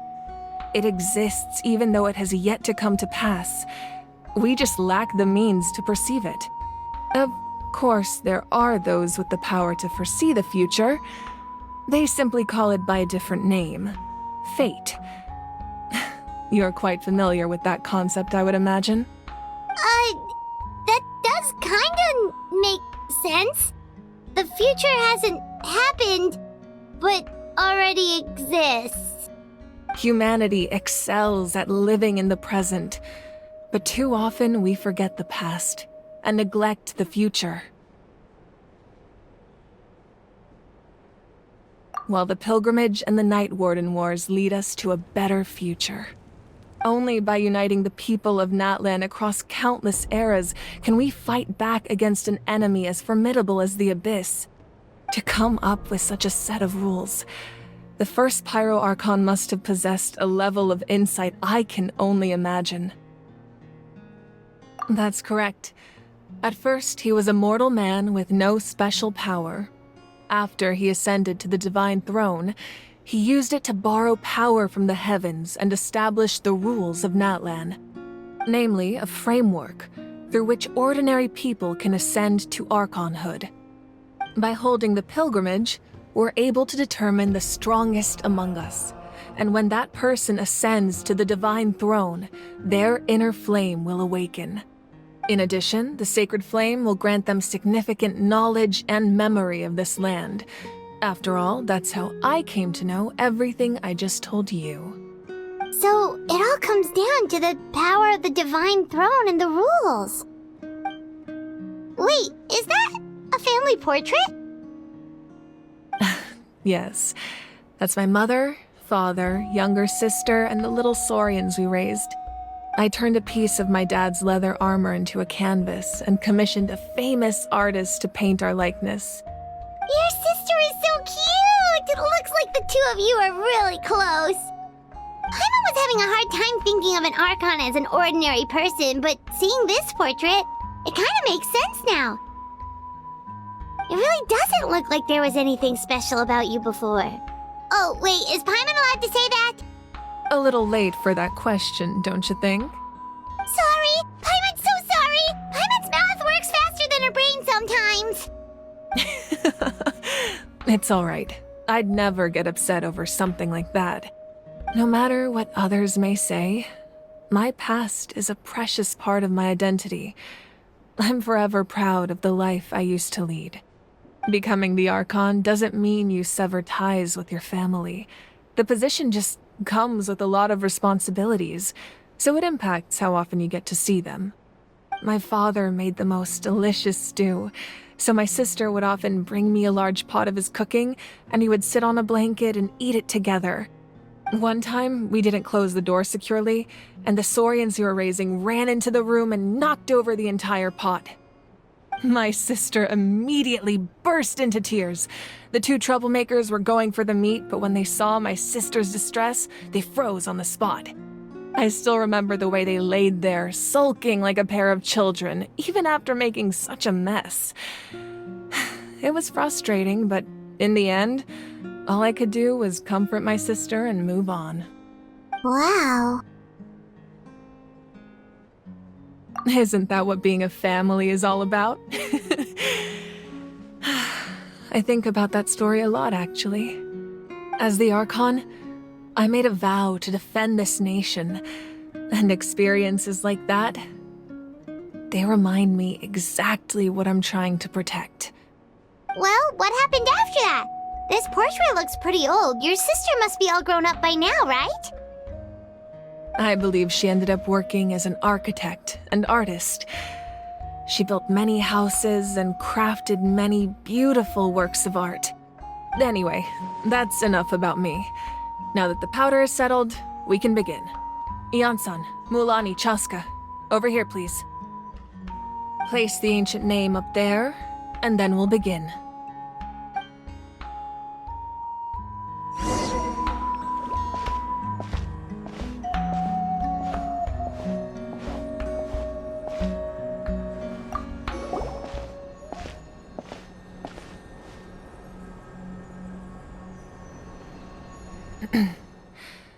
Surely as the echoes of life resound through heaven and earth, so too shall our stories remain eternal.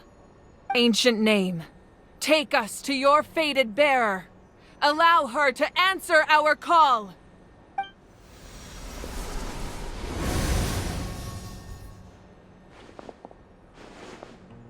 Am I hallucinating again? Kachina! Are you okay? Huh? I'm not seeing things, am I? Is the Abyss playing tricks on me again? It's okay, Kachina. It's just us. We're trying to find a way to bring you back. Everyone, you have to listen to me. I've been investigating the Night Kingdom this entire time, and I figured out what's wrong. The Wyab is being affected by the Abyss. I was waiting for the Wyab to send me back, but then this really strong monster came in and it almost killed me. The Wyab saved me, even though its power is weakening, so I've been hiding from the monsters while trying to find a way to help. The Night Kingdom has become a huge mess, though. I keep hearing these awful sounds and seeing really horrible things. Don't listen to those sounds, Kachina. The Abyss is trying to strip you of your sanity. All you need to do is stay safe and wait for us. We'll be there shortly. It's okay. I feel so much better now that I've had the chance to talk to you guys. You don't need to worry about me. I've never been strong or special at all, really. So I don't blame anyone for forgetting about me or leaving me behind. Just knowing you care is more than enough. I'll find a way back. You don't have to put yourselves in danger to come rescue me. You're always like this, Kachina. Now's not the time to act tough. We're coming for you, and that's final. I don't know what lies the Abyss has been feeding you, but I'll tell you something right now. Nobody here sees you as a burden. You're a victor of the Night Warden Wars, a hero of Natlan. All you need to do is wait for us to rescue you, and you'll get all the applause and recognition you deserve.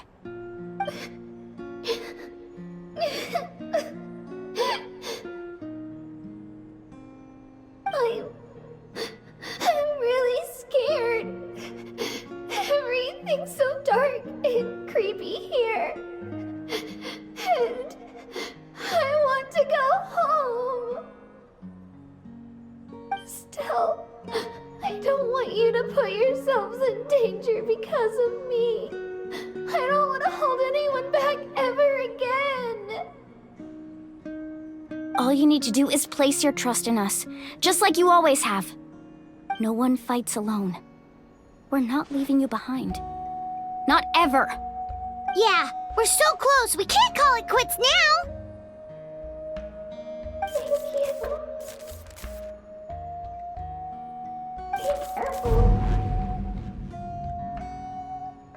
Looks like we've lost contact. Now comes the most dangerous part. You have to traverse the Night Kingdom in your physical form. This entrance to the Night Kingdom was left behind after an abyssal invasion. Even a brief amount of time inside could expose you to corrosion. I know. I'm prepared for that possibility.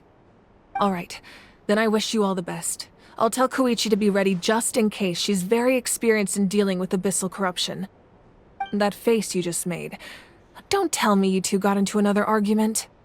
No, I just feel bad for creating more work for her. I'll go with them too, Archon. The more people, the stronger the party. Thank you so much for your help, everyone. It really means a lot that you're willing to brave these dangers with me. And there's no time to lose, so let's get going.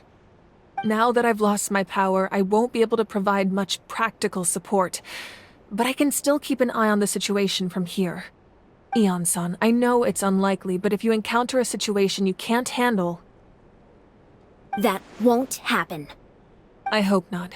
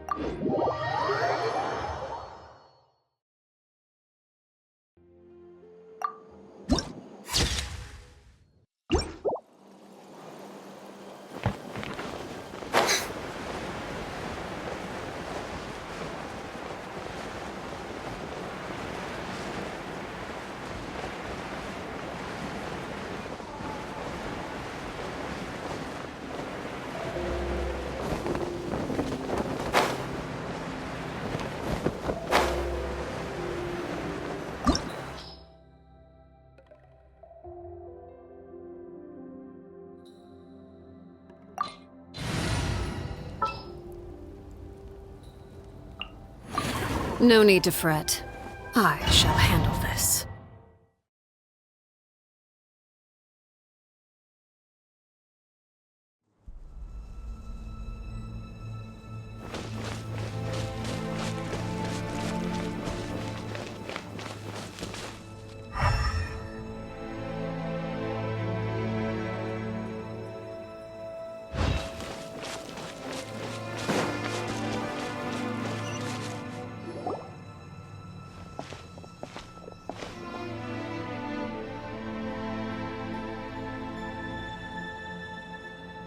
So we're underneath Natlan right now?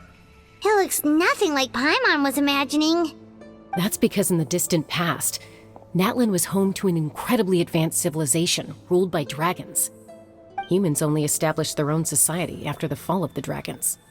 So these are Saurian ruins? Wait, you mean like the elemental sovereigns? They had their own advanced civilization? Yes, a really long time ago. Very few records have survived until now, so no one really knows what the devices here are for.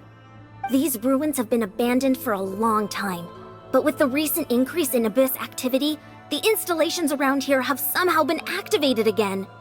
So what you're saying is, we're not in for an easy trip to the Night Kingdom. No, it's going to be obstacle after obstacle from here on out. Why are you all laughing like that? It's creeping Paimon out. It's the pre-adventure excitement kicking in, right guys? Of course. I'm eager to get started. Then let's go. We won't let anything stand in our way.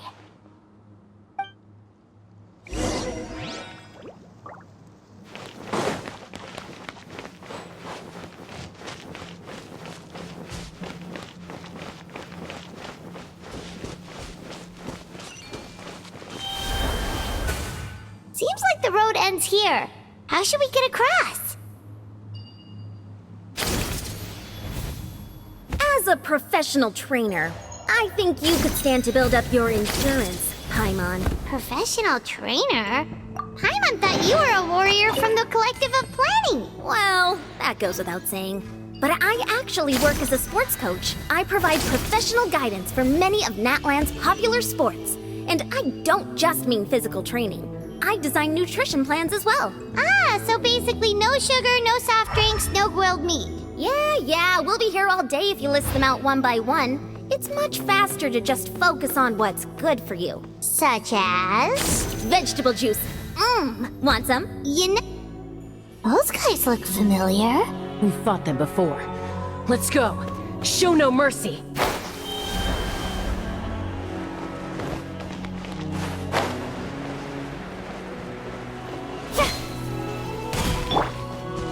Overruled. Let my name echo in song!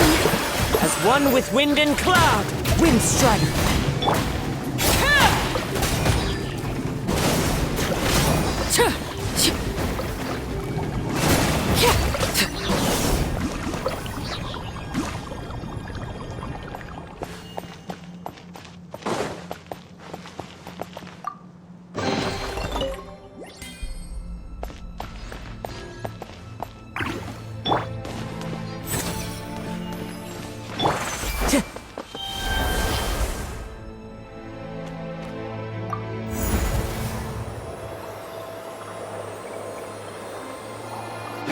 Whoa, the place we need to go seems really high up.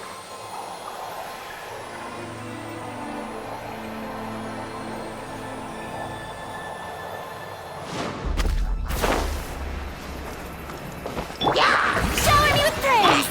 Remember, health comes first. Mind the side.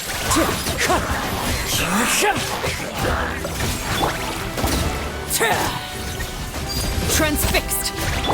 Fallen leaves, adorn my night!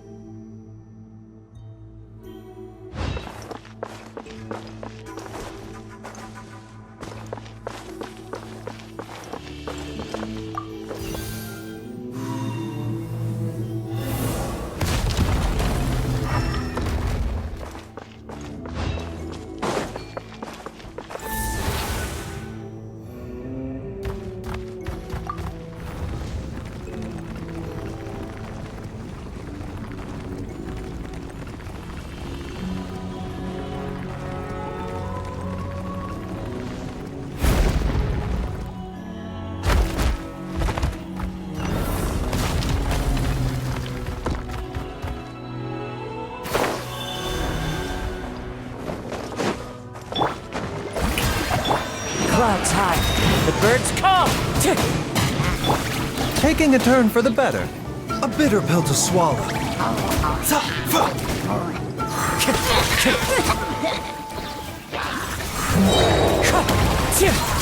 Fallen leaves, adorn my night!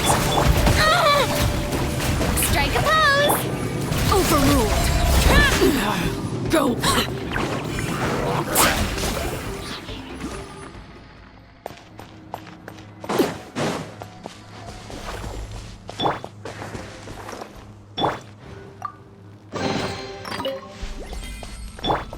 The doctor was singing.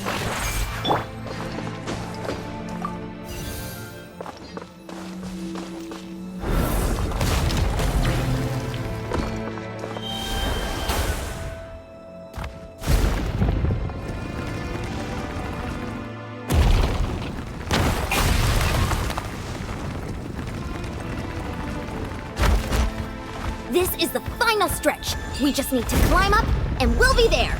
Nothing to it. Easy for you to say.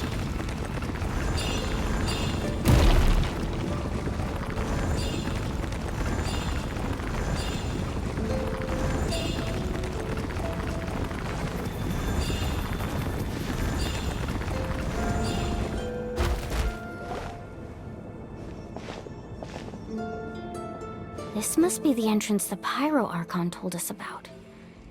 Yes. There's something in the depths of this place that feels familiar, yet also foreign. We actually have to go in there?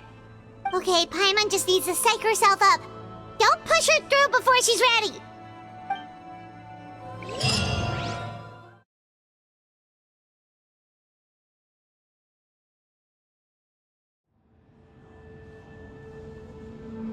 Hey! You don't have to drag Paimon! You're pulling too hard!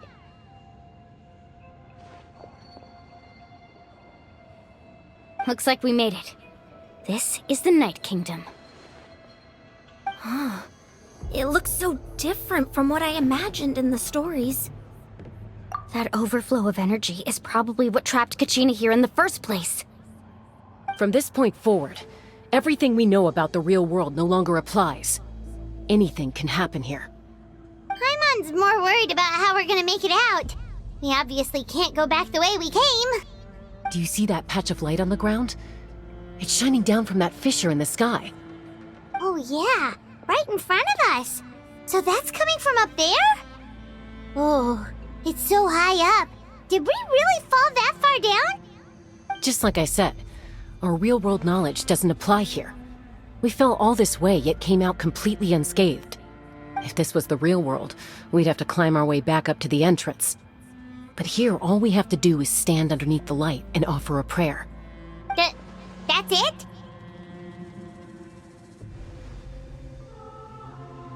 Right. We still got a job to do. So that means all we need to do is find Kachina and bring her to this location. Exactly. This light is streaming in from the real world. It's a link between the two realms. The terrain looks difficult to navigate, and the visibility's not great either. How are we supposed to find Kachina in these conditions? Yeah, these floating black things don't look super friendly either. Those are all manifestations of abyssal power. Be careful. Ghost! A talking ghost! Calm down, I'm here to help. You're the ones who helped Vichama, right? Yes, I'm Vichama's friend, Malko. I was completely lost to this realm until I sensed a mysterious power calling out to me. It's like it was seeking me out, attempting to reassemble the pieces of who I used to be. Of course, it could only do so much. I'm sorry I can only appear before you in this imperfect form. No, we should be the ones apologizing. If the Spirit Speaker Stone hadn't become corrupted by the Abyss, we could have done much more. But we had to destroy it. Otherwise, Vichama and his tribe would have been in danger. Of course. Thank you for protecting him. I never imagined that, even after all these years, he'd still take such a risk for me. Under the power of the stone, it felt like our souls were connected. Turns out even our regrets were exactly the same. Whether in triumph or death, you want your best friend by your side. Exactly. That may not be in the cards for us, but it's not too late for you. You're looking for a young girl from the Children of Echoes, right?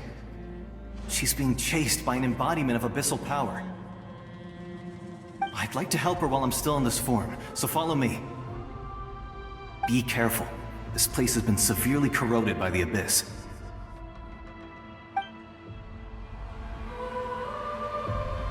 Paimon didn't realize it had gotten this bad. It's like a seething volcano ready to engulf our world at any moment. Ouch! Quick, get back here! You can't go wandering off. It's too dangerous. Stick close to me. My power will be able to ward off attacks for the time being.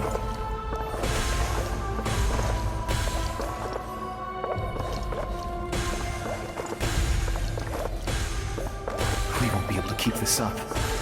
Let's try another route. This way.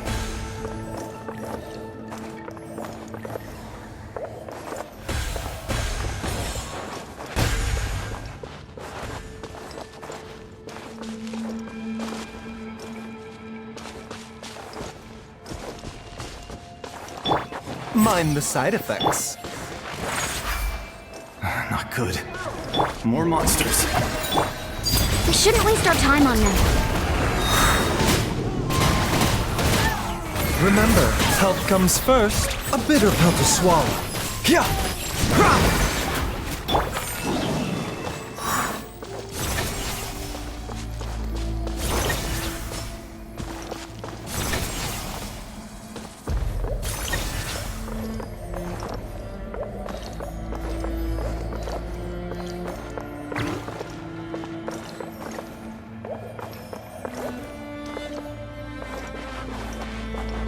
Oh, Paimon can't see anything! It's easy to get lost here. Just stick close.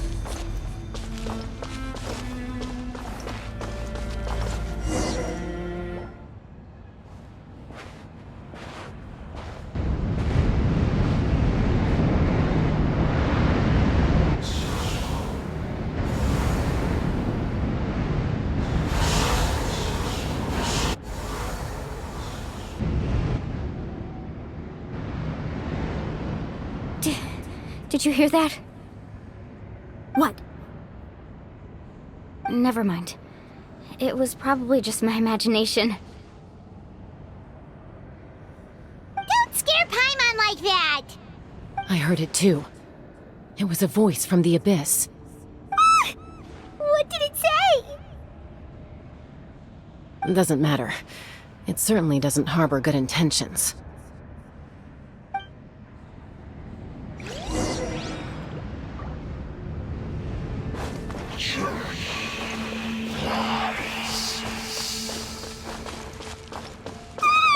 Paimon just heard it too! Let's keep going. Paimon wants to get out of this place!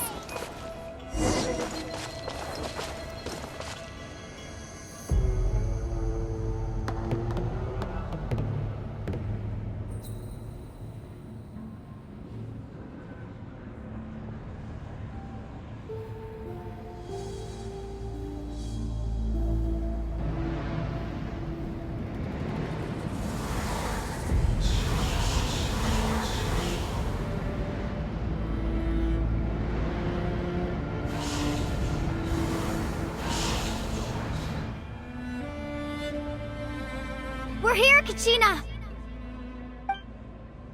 Honey, you made it! Looks like our reunion will have to wait until we take care of these monsters. Good idea. Let's go!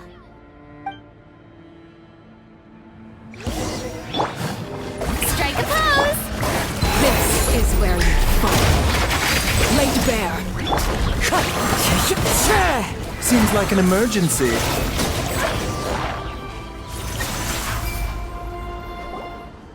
You're here! You're finally here! Thank you so much! That monster can appear from anywhere. It almost caught me a bunch of times. The Wyab's power helped keep me hidden, so I just tried to stay out of sight until you got here. Had a girl. You did so well. And most importantly, you weren't hurt. Should we start heading back then? Actually, I have a request. Will you come visit the Wyab with me? I can't exactly put it into words, but something's wrong with the Ode of Resurrection. And I know it has something to do with the contamination from the Abyss.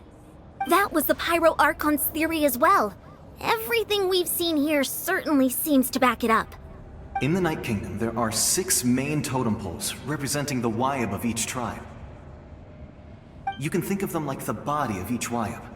Additional totem poles, like the ones around here, serve as proxies to which the Wyab can extend their consciousness. There are countless proxies scattered around the Night Kingdom. Through them, the Wyab can extend their consciousness over the entire realm and track down souls no matter where they roam. But if a proxy were to become severely contaminated, then a soul could become lost within the Night Kingdom. Judging by the current situation, I don't think we're dealing with just one contaminated proxy.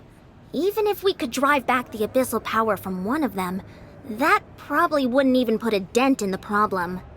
Still, we can't just leave the Wyab to suffer. It's protected me this whole time. I agree. We might even manage to draw out the monster that's been hunting Kachina. Getting rid of the monster might slow down the deterioration of the Night Kingdom.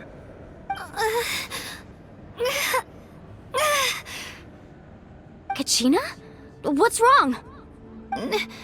Nothing. Just a headache. And that voice again, telling me to abandon the Wayab and leave this place. Maybe we really should leave. Kachina's already been here for too long. No, I'm fine. I don't plan on listening to that nonsense. I can hold on. Just up ahead. I'll lead the way. Besides, I can still fight, so please, help me out a little longer. Listen to me, Kachina. We'll come with you, but that's because we want to help the Wayab, not because we have something to prove. You don't have anything to prove either. It's okay if you reach your limit. We'll be there for you. All right. The sooner we get this done, the better. We've already come all this way, so we might as well try to get to the bottom of this. Let's go. This way. I'll stay here and try to stall the Abyss monster. All by yourself? That's too dangerous. It's all right. I may not be as strong as that monster, but I'm definitely more familiar with the area. Besides, I don't have much time left. If you're anything like my friend, I'm sure you're not particularly fond of goodbyes. So go. Achieve your goal, and return to the world where you belong. Thank you for everything. You're a true hero.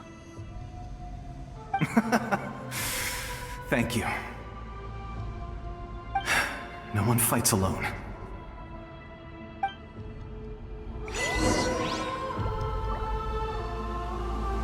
Does your head still hurt? Let me help you walk. I'm fine. You should know I'm made of stronger stuff than that.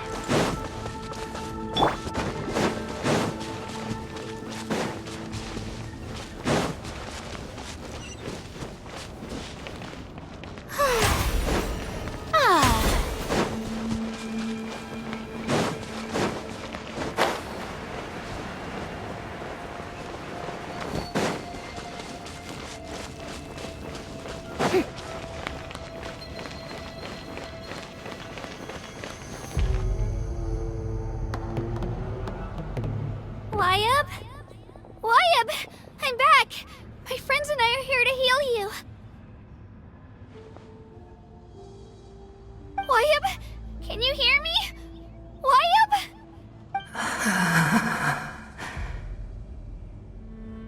So we were right. The contamination is already too severe. It's preventing the Wayab from answering our calls. Alright, get ready everyone. Time to purge the abyssal energy from this place. Careful. We've got company. Already? You really think that puny soul could slow me down? Courage in the face of futility is pure folly. He tried to get in my way, so I disposed of him. You killed Malcolm? He would have dispersed with or without me. Rather than worrying about him, I would urge you to focus on yourself. You may have defeated others of my kind in the past, but underestimate me now, and it will be to your peril. No, the power of the Abyss is intoxicating. The destruction it seeks captivates like a masterful work of art. I strive only for the opportunity to see it up close. I thought this naive little girl was an exception, but it turns out humanity is full of lambs willing to offer themselves up to the slaughter. That is the tragedy of your short lives. You understand nothing of all-encompassing power. Ancient names, pride, friendship, all empty ideas invented to give you a false sense of self-worth. They possess no power at all. The Pyro Archon created those grandiose ideals out of pure selfishness. Anything to avoid sharing power. Anything to avoid handing over the primordial gift to ordinary people like you. Don't believe me? Then ask yourself, why is the Pyro Archon strong beyond measure, while you, Kachina, remain so pathetically weak?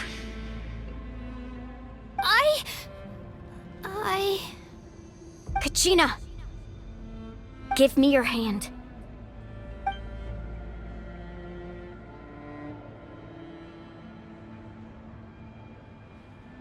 Feel that? I'm right here next to you. Thanks, Moalani.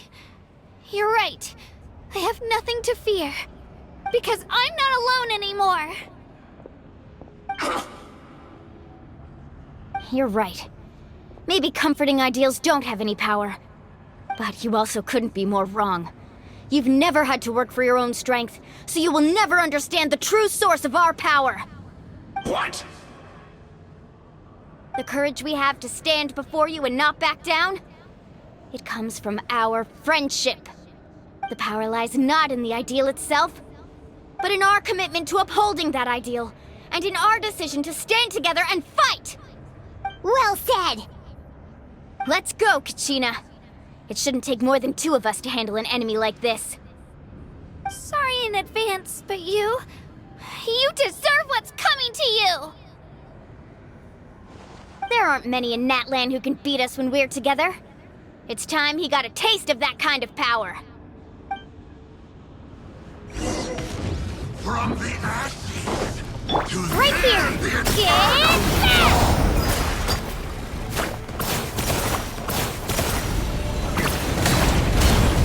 Catch an epic flame! Let the flame how brightly burns the truth!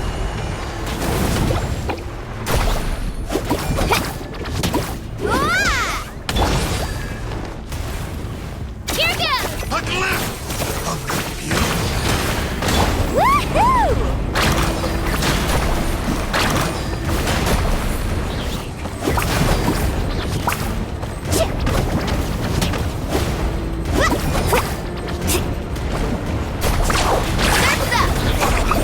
This world is all.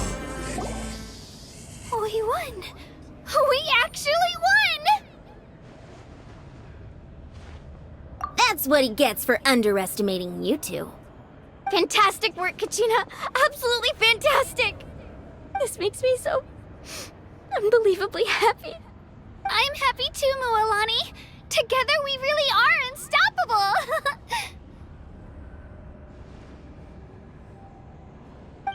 Huh? What's happening?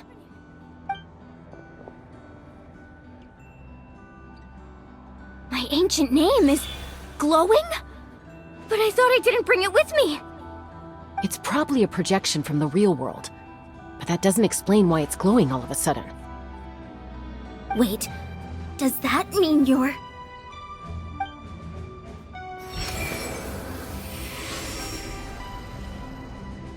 That was a bold move, diving headfirst into the fire to save your friend, especially in a place so overrun with abyssal corruption. Still, seeing you pull it off was really something. Everything you said was exactly right. As isolated individuals, we stand no chance against the power of the Abyss. It took years' worth of scars and lots of unnecessary suffering for me to understand that for myself. The Pyro Archon's plan will unite us as one. Everyone has a part to play. Only then will we have the power to defeat the strongest of foes. Who are you? Tupac, a warrior from the people of the Springs. I fought against the Abyss during the invasion 500 years ago. I've heard that name before. You were the giant who saved all of Natlan. Since you were able to awaken my words from your ancient name, that means you have fully embodied the aspirations of the Wayub.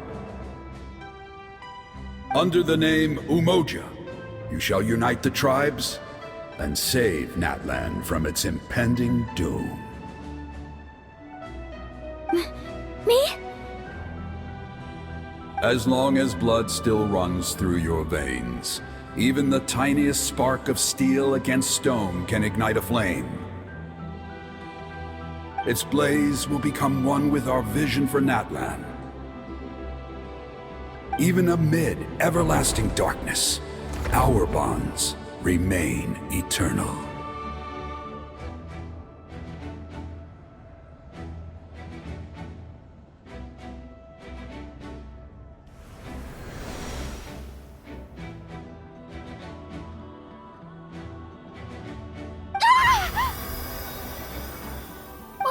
What's wrong, Moalani? So many memories. My brain was just flooded with everything he once knew. So that's what happened. What do you mean? Did you just figure something out? 500 years ago, they foresaw the very crisis we're facing now. Efforts to save Natlan started all the way back then. We can go over the details once we get back. We shouldn't linger here longer than we have to. I know bits and pieces, but I had no idea Mualani was also part of the plan.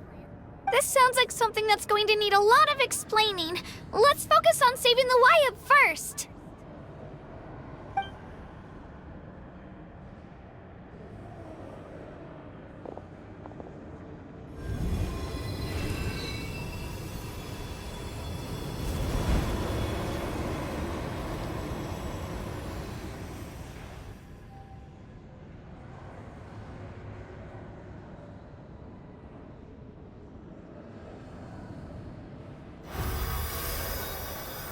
Okay, that should be enough. Wayub? Wayub? Can you hear me?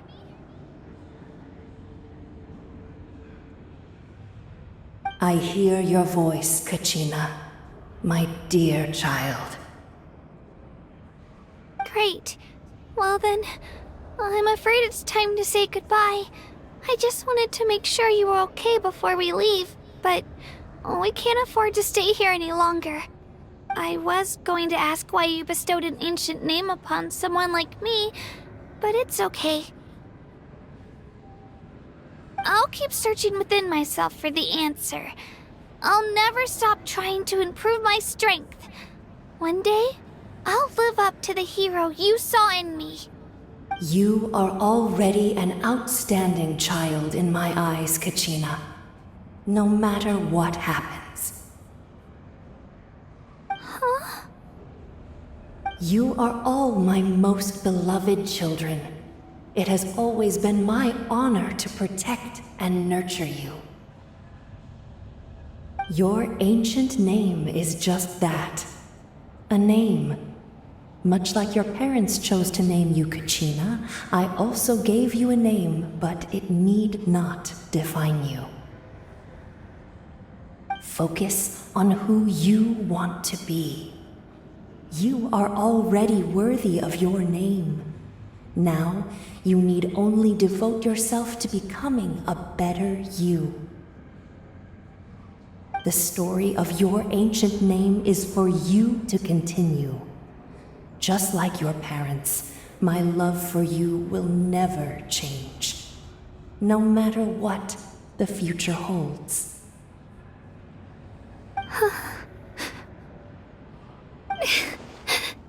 Thank you, Wayub. It gladdens me to see the Pyro Archon's plan move another step towards completion. But it is time for you to leave this place. The situation here is getting worse. Go now, my children. Save Natlan on behalf of all you hold dear. I know we've never met before, Wayub, but I just wanted to say thank you for encouraging Kachina. It was exactly what she needed to hear. Whoa! What's going on? An earthquake? We're out of time. It's the power of the Abyss. Quick, we need to run!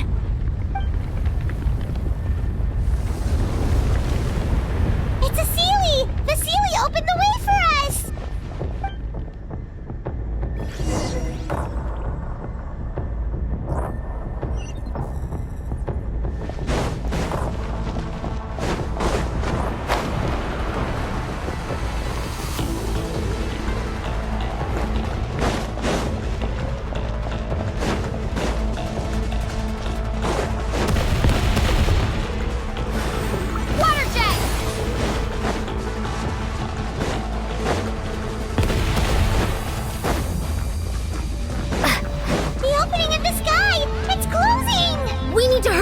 Or we'll be stuck here!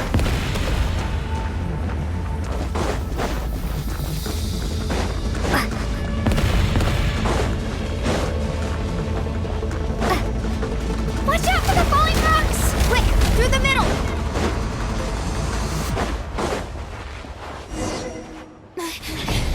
Come on, faster! We'll never make it!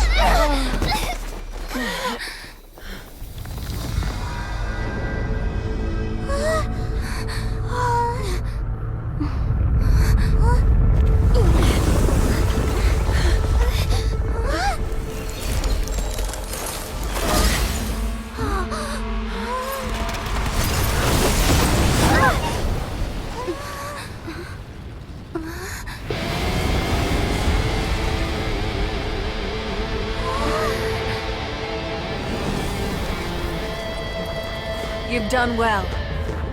Now come home.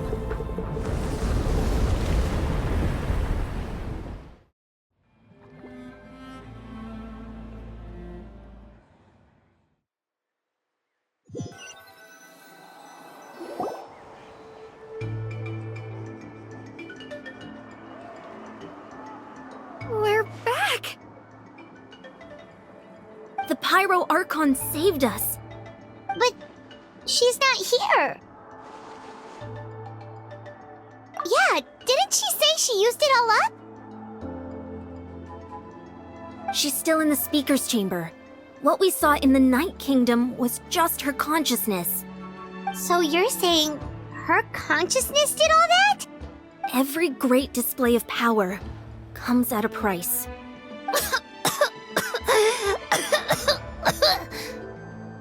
You must feel terrible, Kachina. Just hold on. We'll get you to a doctor soon. Let's get back to the stadium.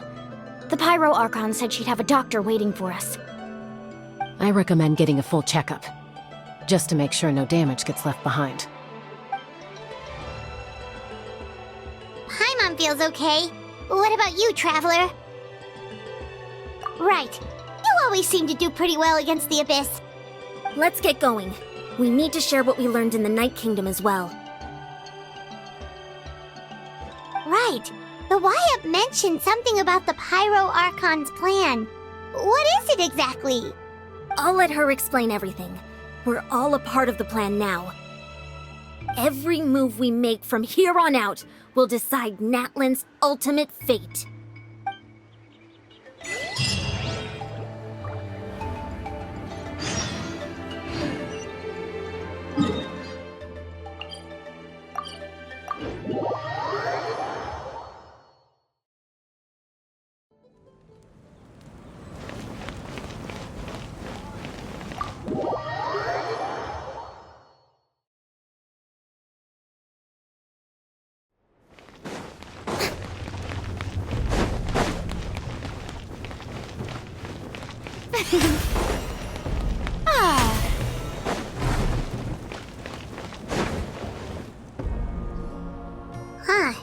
There's a lot less stuff here than before. It's good to see you all here in one piece. I know you must have a lot of questions, but let Koichi check you over first. It's best not to let any lingering effects of the Abyss go untreated. Thank goodness you made it back. I came here as soon as the Pyro Archon told me about your plan. Take a seat, everybody. I'll examine you one by one.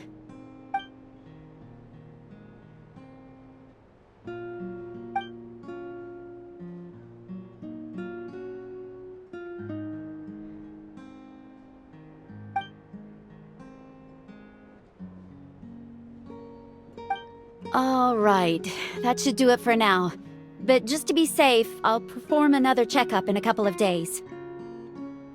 I have to say, though, I've never seen anyone react to the Abyss like you, Traveler.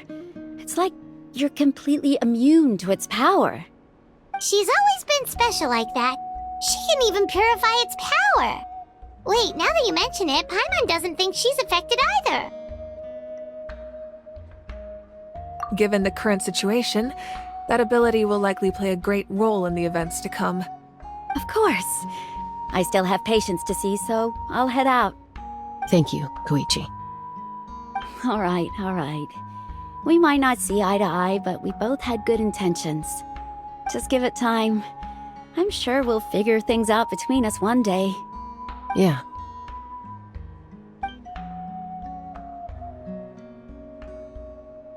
All right. There's so much to discuss, I don't even know where to begin. You've seen it for yourselves now. The devastation in the Night Kingdom. I'll get straight to the point.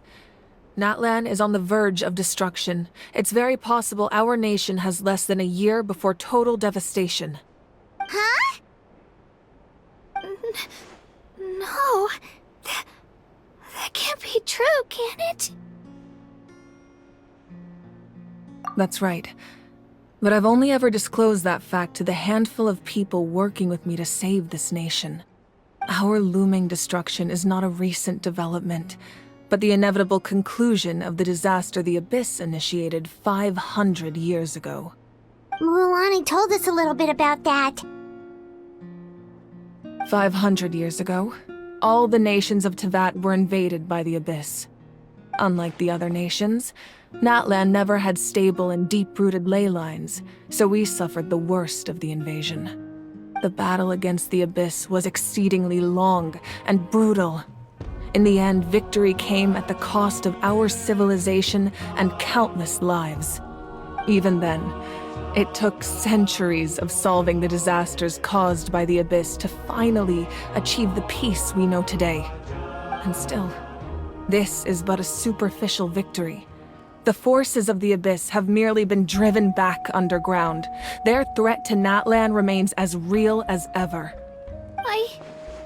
I'd never have guessed. The problems plaguing the Night Kingdom are all the more complicated because that realm is essentially functioning as Natlan's ley lines. Immediately after the war, our calculations estimated that we would have a maximum of 500 years before the Night Kingdom was completely lost to the Abyss. But at that time, we were a nation of the destitute. Our people no longer believed in victory, nor did they hold hope for the future. Our civilization was dying, our faith crumbling, and the line of power passed down from the Wayab nearly severed. If we didn't bring the nation back together, it would be foolish to even dream of defeating the Abyss in the future. So, the Archon had a long and involved discussion with the heroes of each tribe, and finally came up with a 500-year-long plan to save Natlan. So that's what happened. After finding Kachina, I encountered a strange figure who gave me a series of new memories. Since the plan was mentioned in those memories, I guess I've been chosen to play an important role in it. But there's still something I don't understand. Those memories showed me the Pyro Archon from back then. And it was you. Huh? But that doesn't make any sense. The Pyro Archon is supposed to be human. It's impossible for a human to live that long. That's right. The hardest thing for humans to overcome has always been time. Or rather, the natural limitations of our lifespan. A god can extend a human's life by using a certain amount of divine power, or subjecting them to a curse. But, as we all know, Natlan doesn't have gods like that. We can only rely on our own methods. A human life is like a flame destined to be extinguished. 500 years ago, I placed my life within the sacred flame. Only by dying before my time could I have the chance to wake up again. So, in other words, this is your second life? Yes. We only managed to defeat the Abyss all those years ago because the tribes came together as one.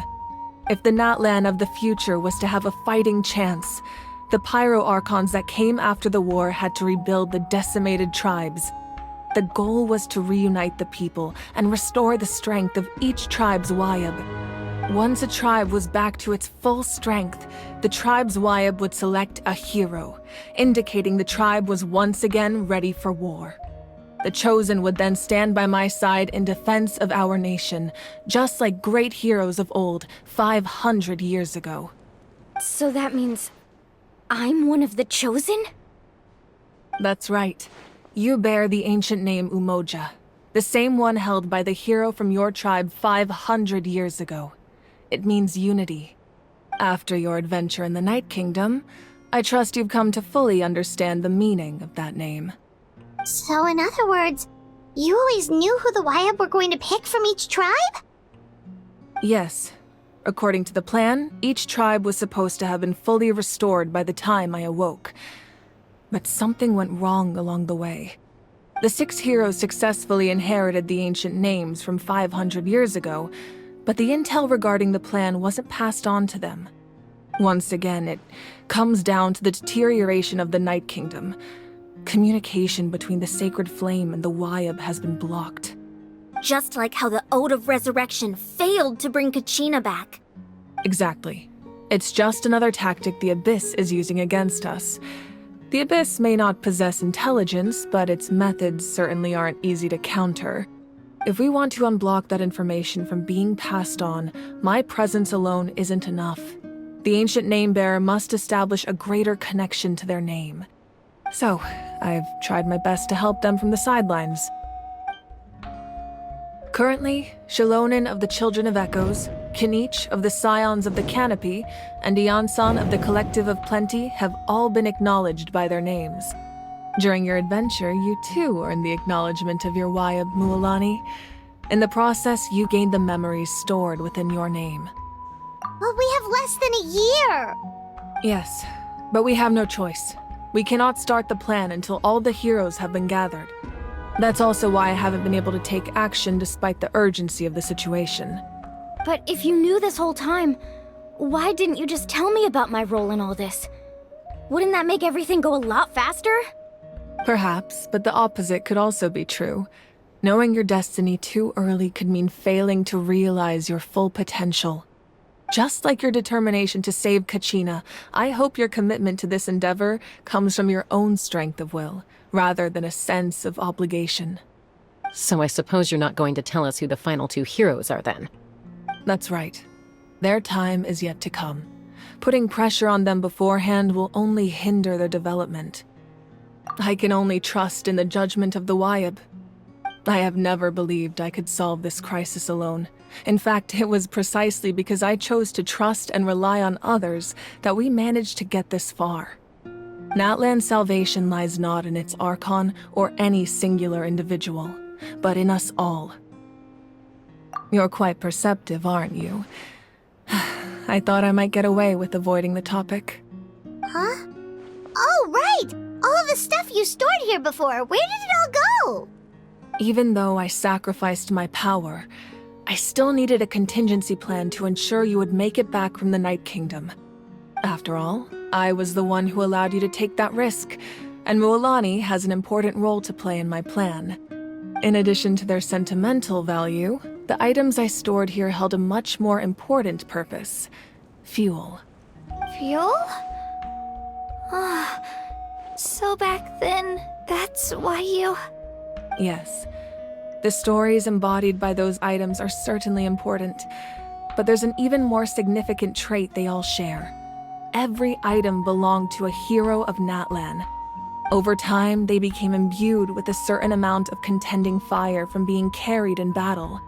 On their own, each item's power is limited, but together their combined effect can prove quite useful in a dire situation. By burning those items, I was able to activate the contending fire stored within them to open the boundary between the two worlds. It was a rather crude approach, so all their power was depleted in an instant, as you can see. But weren't they all precious treasures? What about their stories? That's exactly why I dragged you all here. No matter what, I never wanted the Pyro Archon to have to use that power. Oh, I'm so sorry. You have nothing to be sorry for. You all deserve my thanks, actually. If you hadn't saved the totem pole, that area of the Night Kingdom would have been forever lost to the Abyss. And then, it would only be a matter of time before the Children of Echoes was met with disaster.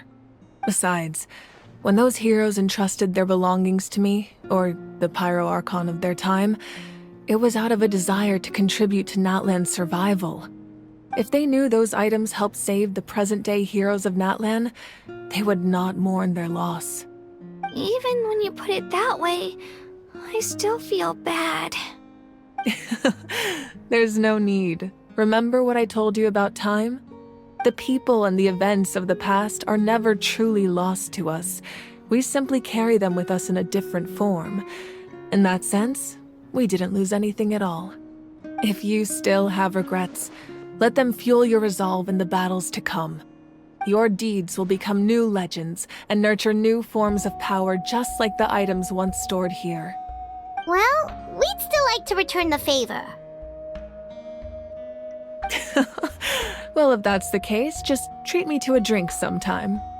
Now that Kachina has returned, we can finally hold the victory feast and celebrate your team's triumph in the Night Warden Wars. And we could all use the rest, that's for sure.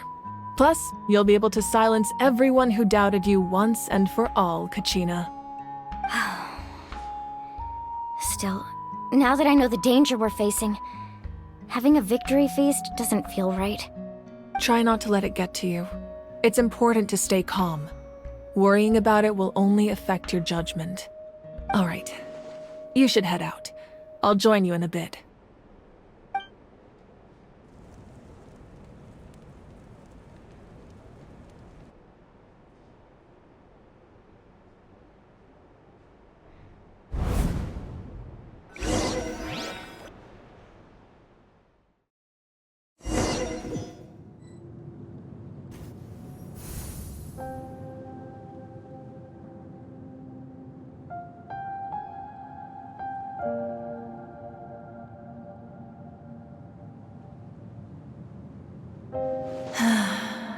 When I was young, I used to sit by the hot springs and listen to the stories of warriors from all over Natlan. They attract people from all walks of life. Friends come easy here, no matter what tribe you're from. The people of the springs have never claimed the hot springs as their own private property. They are there to bring all hot spring buddies together. It's been really nice, seeing the children of my tribe get older. It's helped me gradually understand the true value of the springs. I've witnessed their energy, their determination, their absolute passion for life. Even when they cause trouble, I never managed to hold on to my anger for long. It's unbelievable how quickly they worm their way back into my good graces. I'm certain Mualani will become a great warrior when she grows up. She possesses infinite potential. I can see it. One day, when I'm no longer in fighting form, I'll come here and tell stories to all the children, just like those warriors did for me. So, you better get busy, Pyro Archon, or I'll end up running out of stories.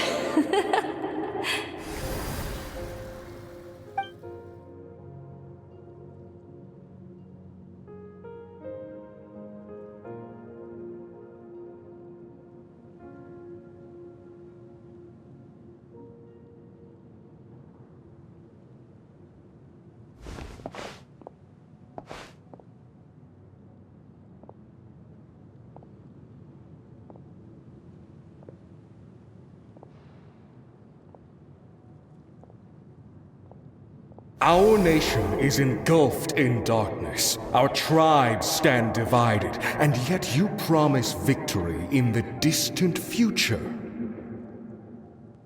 The Abyss is a cunning enemy, one that I faced in battle many times.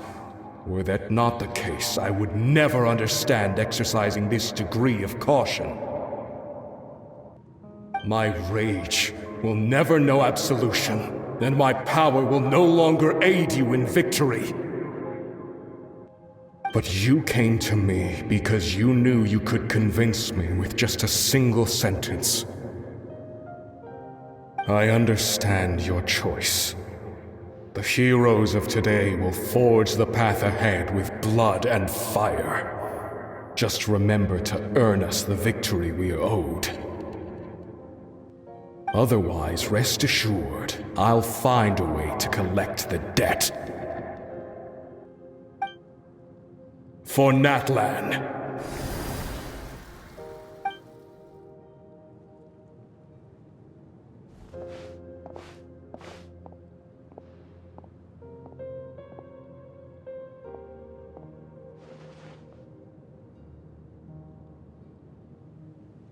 So, you're gonna head 500 years in the future to serve as the Pyro Archon again? But what about the you from right now? You're just gonna die? You can't ask her those questions and expect her to answer, my dear. The decision is hers to make, and she deserves our support. We will do everything we can to rebuild the tribes. Don't you worry. Even across time, we will all do our part to fight for Natlan's future. Yeah, Mom's right. We'll always believe in you, sis. Oh, seriously though, Dad should be here. Where is he? I imagine he didn't know what to say, so he chose not to come at all. Don't take it to heart, my dear. That's just who he is. Just remember, no matter what happens in the future, we will always love you.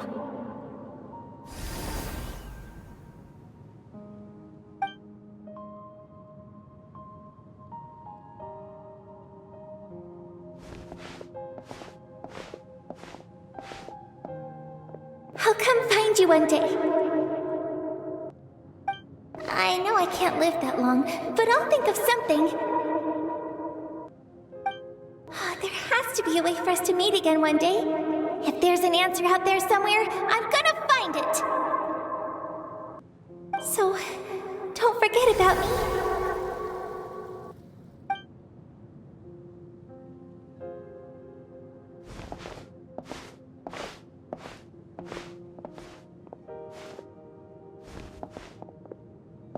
If that's your decision, then you have my full support, Archon.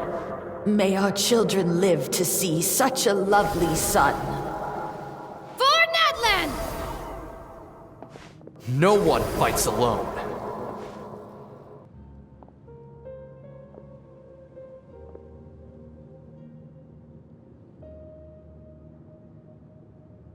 The rules are my legacy. They shall grant us the strength to overcome the next tragedy. War forged the 6 tribes, taught us how to fight, instilled in us what it means to love. Who will be the one to bring this to an end?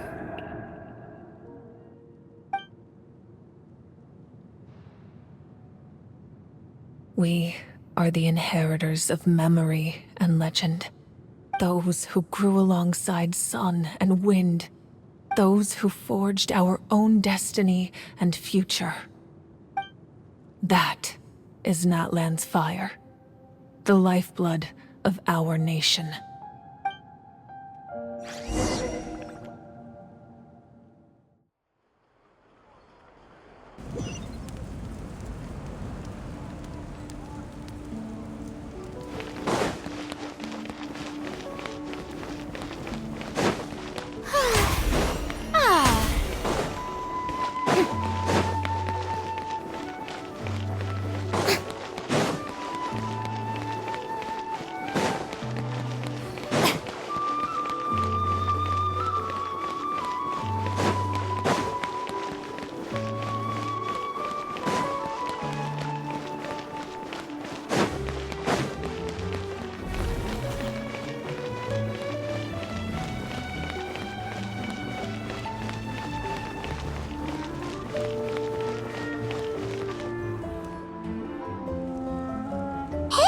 Koichi! You here for the victory feast too?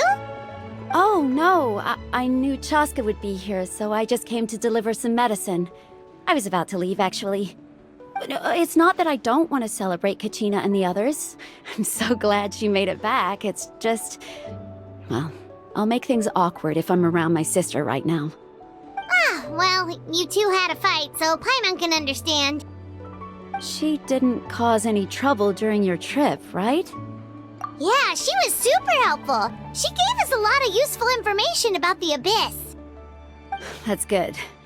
That's all I needed to know. Is there a reason you asked? You were pretty outspoken when we first met, but now it's like you're holding something back. Maybe it seemed unreasonable, picking that fight with her before you left, but I did it for a reason. Her impulse to fight is extremely strong. Her mental strength helps her rein it in, but she still loses control sometimes. I had no idea what you might face in the Night Kingdom, so I didn't want to take any chances. So what you're saying is... Okay, so maybe it sounds a little stupid, but it works pretty well. It helps her keep her cool for a little while, at least. Anyway, I'm just glad you were able to make it back safe and sound. That's all I wanted. But do you really have to go that far? Can't you just talk it out? No way. Chaska never opens up about her own pain, especially to her family. She can't learn about this, or it'll be even harder to help her. I appreciate the understanding, and don't worry. I'll find a way to help her ease this burden. Anyway, I need to get going. Enjoy the celebration. Oh, and if you ever need a doctor, you know who to find. Huh. Who would have thought there was a deeper reason behind their arguing? In the end, it's all the Abyss's fault. Paimon's had enough of them.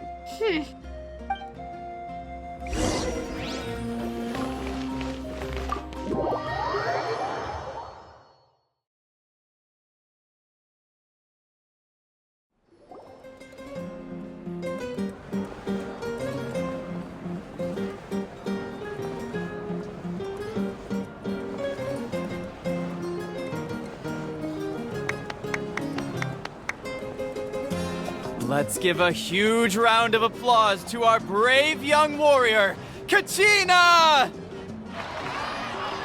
Woohoo!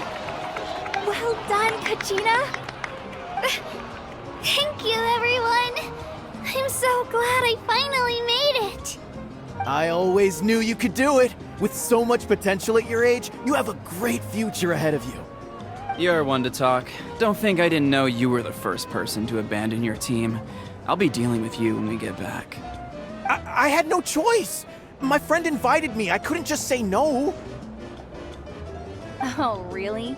So you weren't just trying to get ahead in the first round? I wasn't, I swear. I just happened to find that bearer injured in the wild, so I stopped to bandage his wounds. When he insisted on repaying the favor, what was I supposed to do? I'm just one person. I figured Kachina would have no trouble replacing me. But the fact of the matter is that after your departure, everyone else started thinking about swapping teams too. I'm really sorry, Kachina. It was wrong of us to abandon you like that. It's amazing that you still made it all the way through to the Night Warden Wars. That's the highest honor. So, what about you guys? Did you make it far? Our team captain drank too much the night before the competition and turned up late to the stadium on the day. We got disqualified. Serves you all right. No sympathy from me. All right. There's no need to be like that, Uncle Pakal. Dear friends, I'd like to say a few words. Firstly, I'm grateful to my friends and our great Archon for helping to bring me back. This traveler and her companion Paimon are some of the strongest people I've ever met. If they were allowed to participate in the pilgrimage, I have no doubt that they'd win the whole thing. They've agreed to let me learn from them. With their help, I believe I can become even stronger still. And let's not forget my good friends, Moalani, Chaska, Kanich, and Aeon-san. They all helped the Traveler and Paimon figure out a way to bring me back from the Night Kingdom. They too deserve to be called our heroes, so please give another round of applause for them. Thank you so much. Well said! I'll drink to that. How does it feel being a hero, Kachina? To be honest, it's a bit overwhelming. It all just feels so surreal. Well, you better get used to it. Next up, undefeated champion! Hey, please don't make fun of me.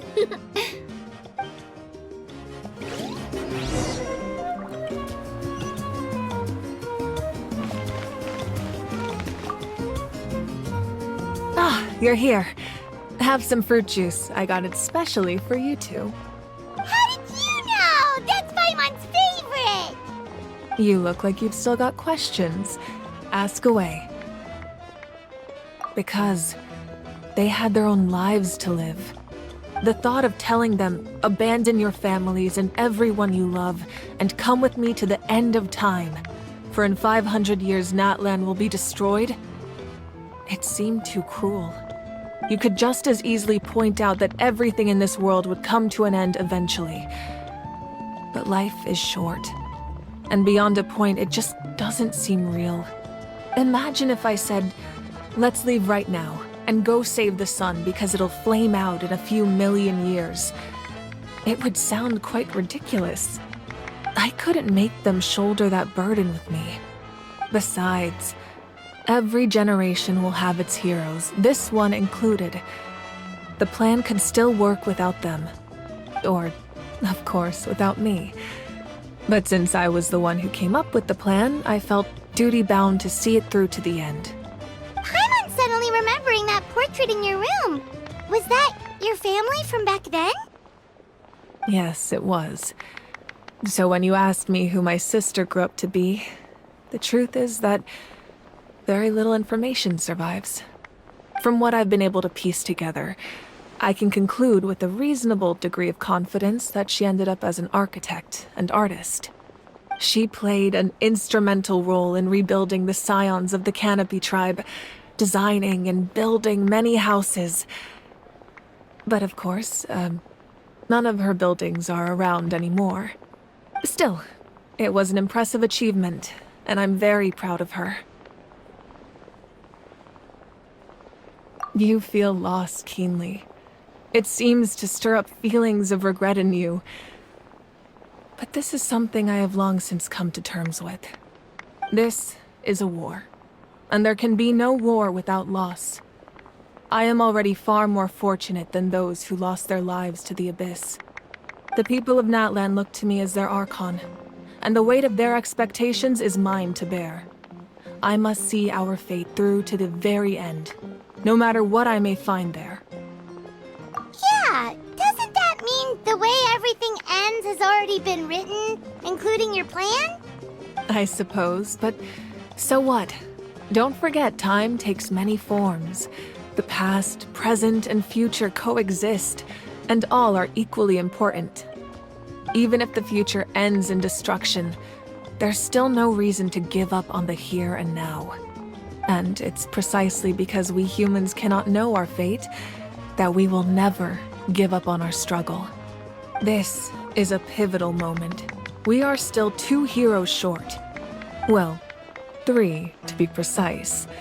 There's one further hero who I'm hoping to get on my side, whatever it takes. Your resistance to the corrupting power of the Abyss is truly remarkable.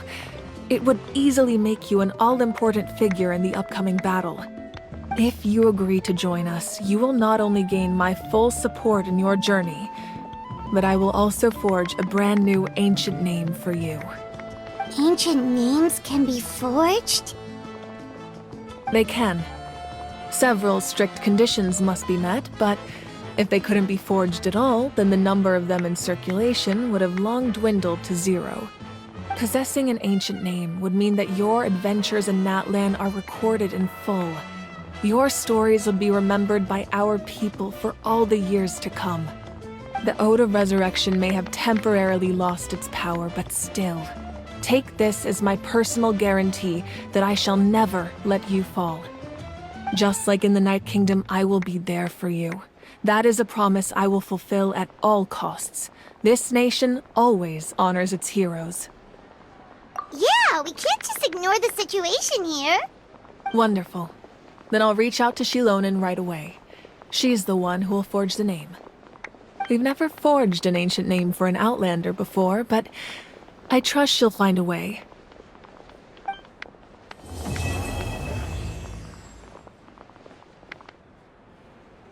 My lord, we've received word that the Pyro Archon has lost much of her power.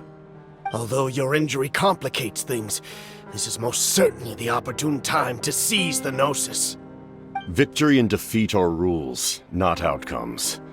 I have never taken advantage of an opponent in a time of weakness, and I don't intend to start now. As for you, I must confess, I did not expect that little trick of yours to save the day. No matter how dense the fog, as long as the sun remains, we cannot turn day into night. She could have dispelled it. She simply chose not to. You don't have much time, and you're injured on top of that. What do you plan to do next? I'm beginning to see just how useful you may turn out to be. You heard something from here, didn't you?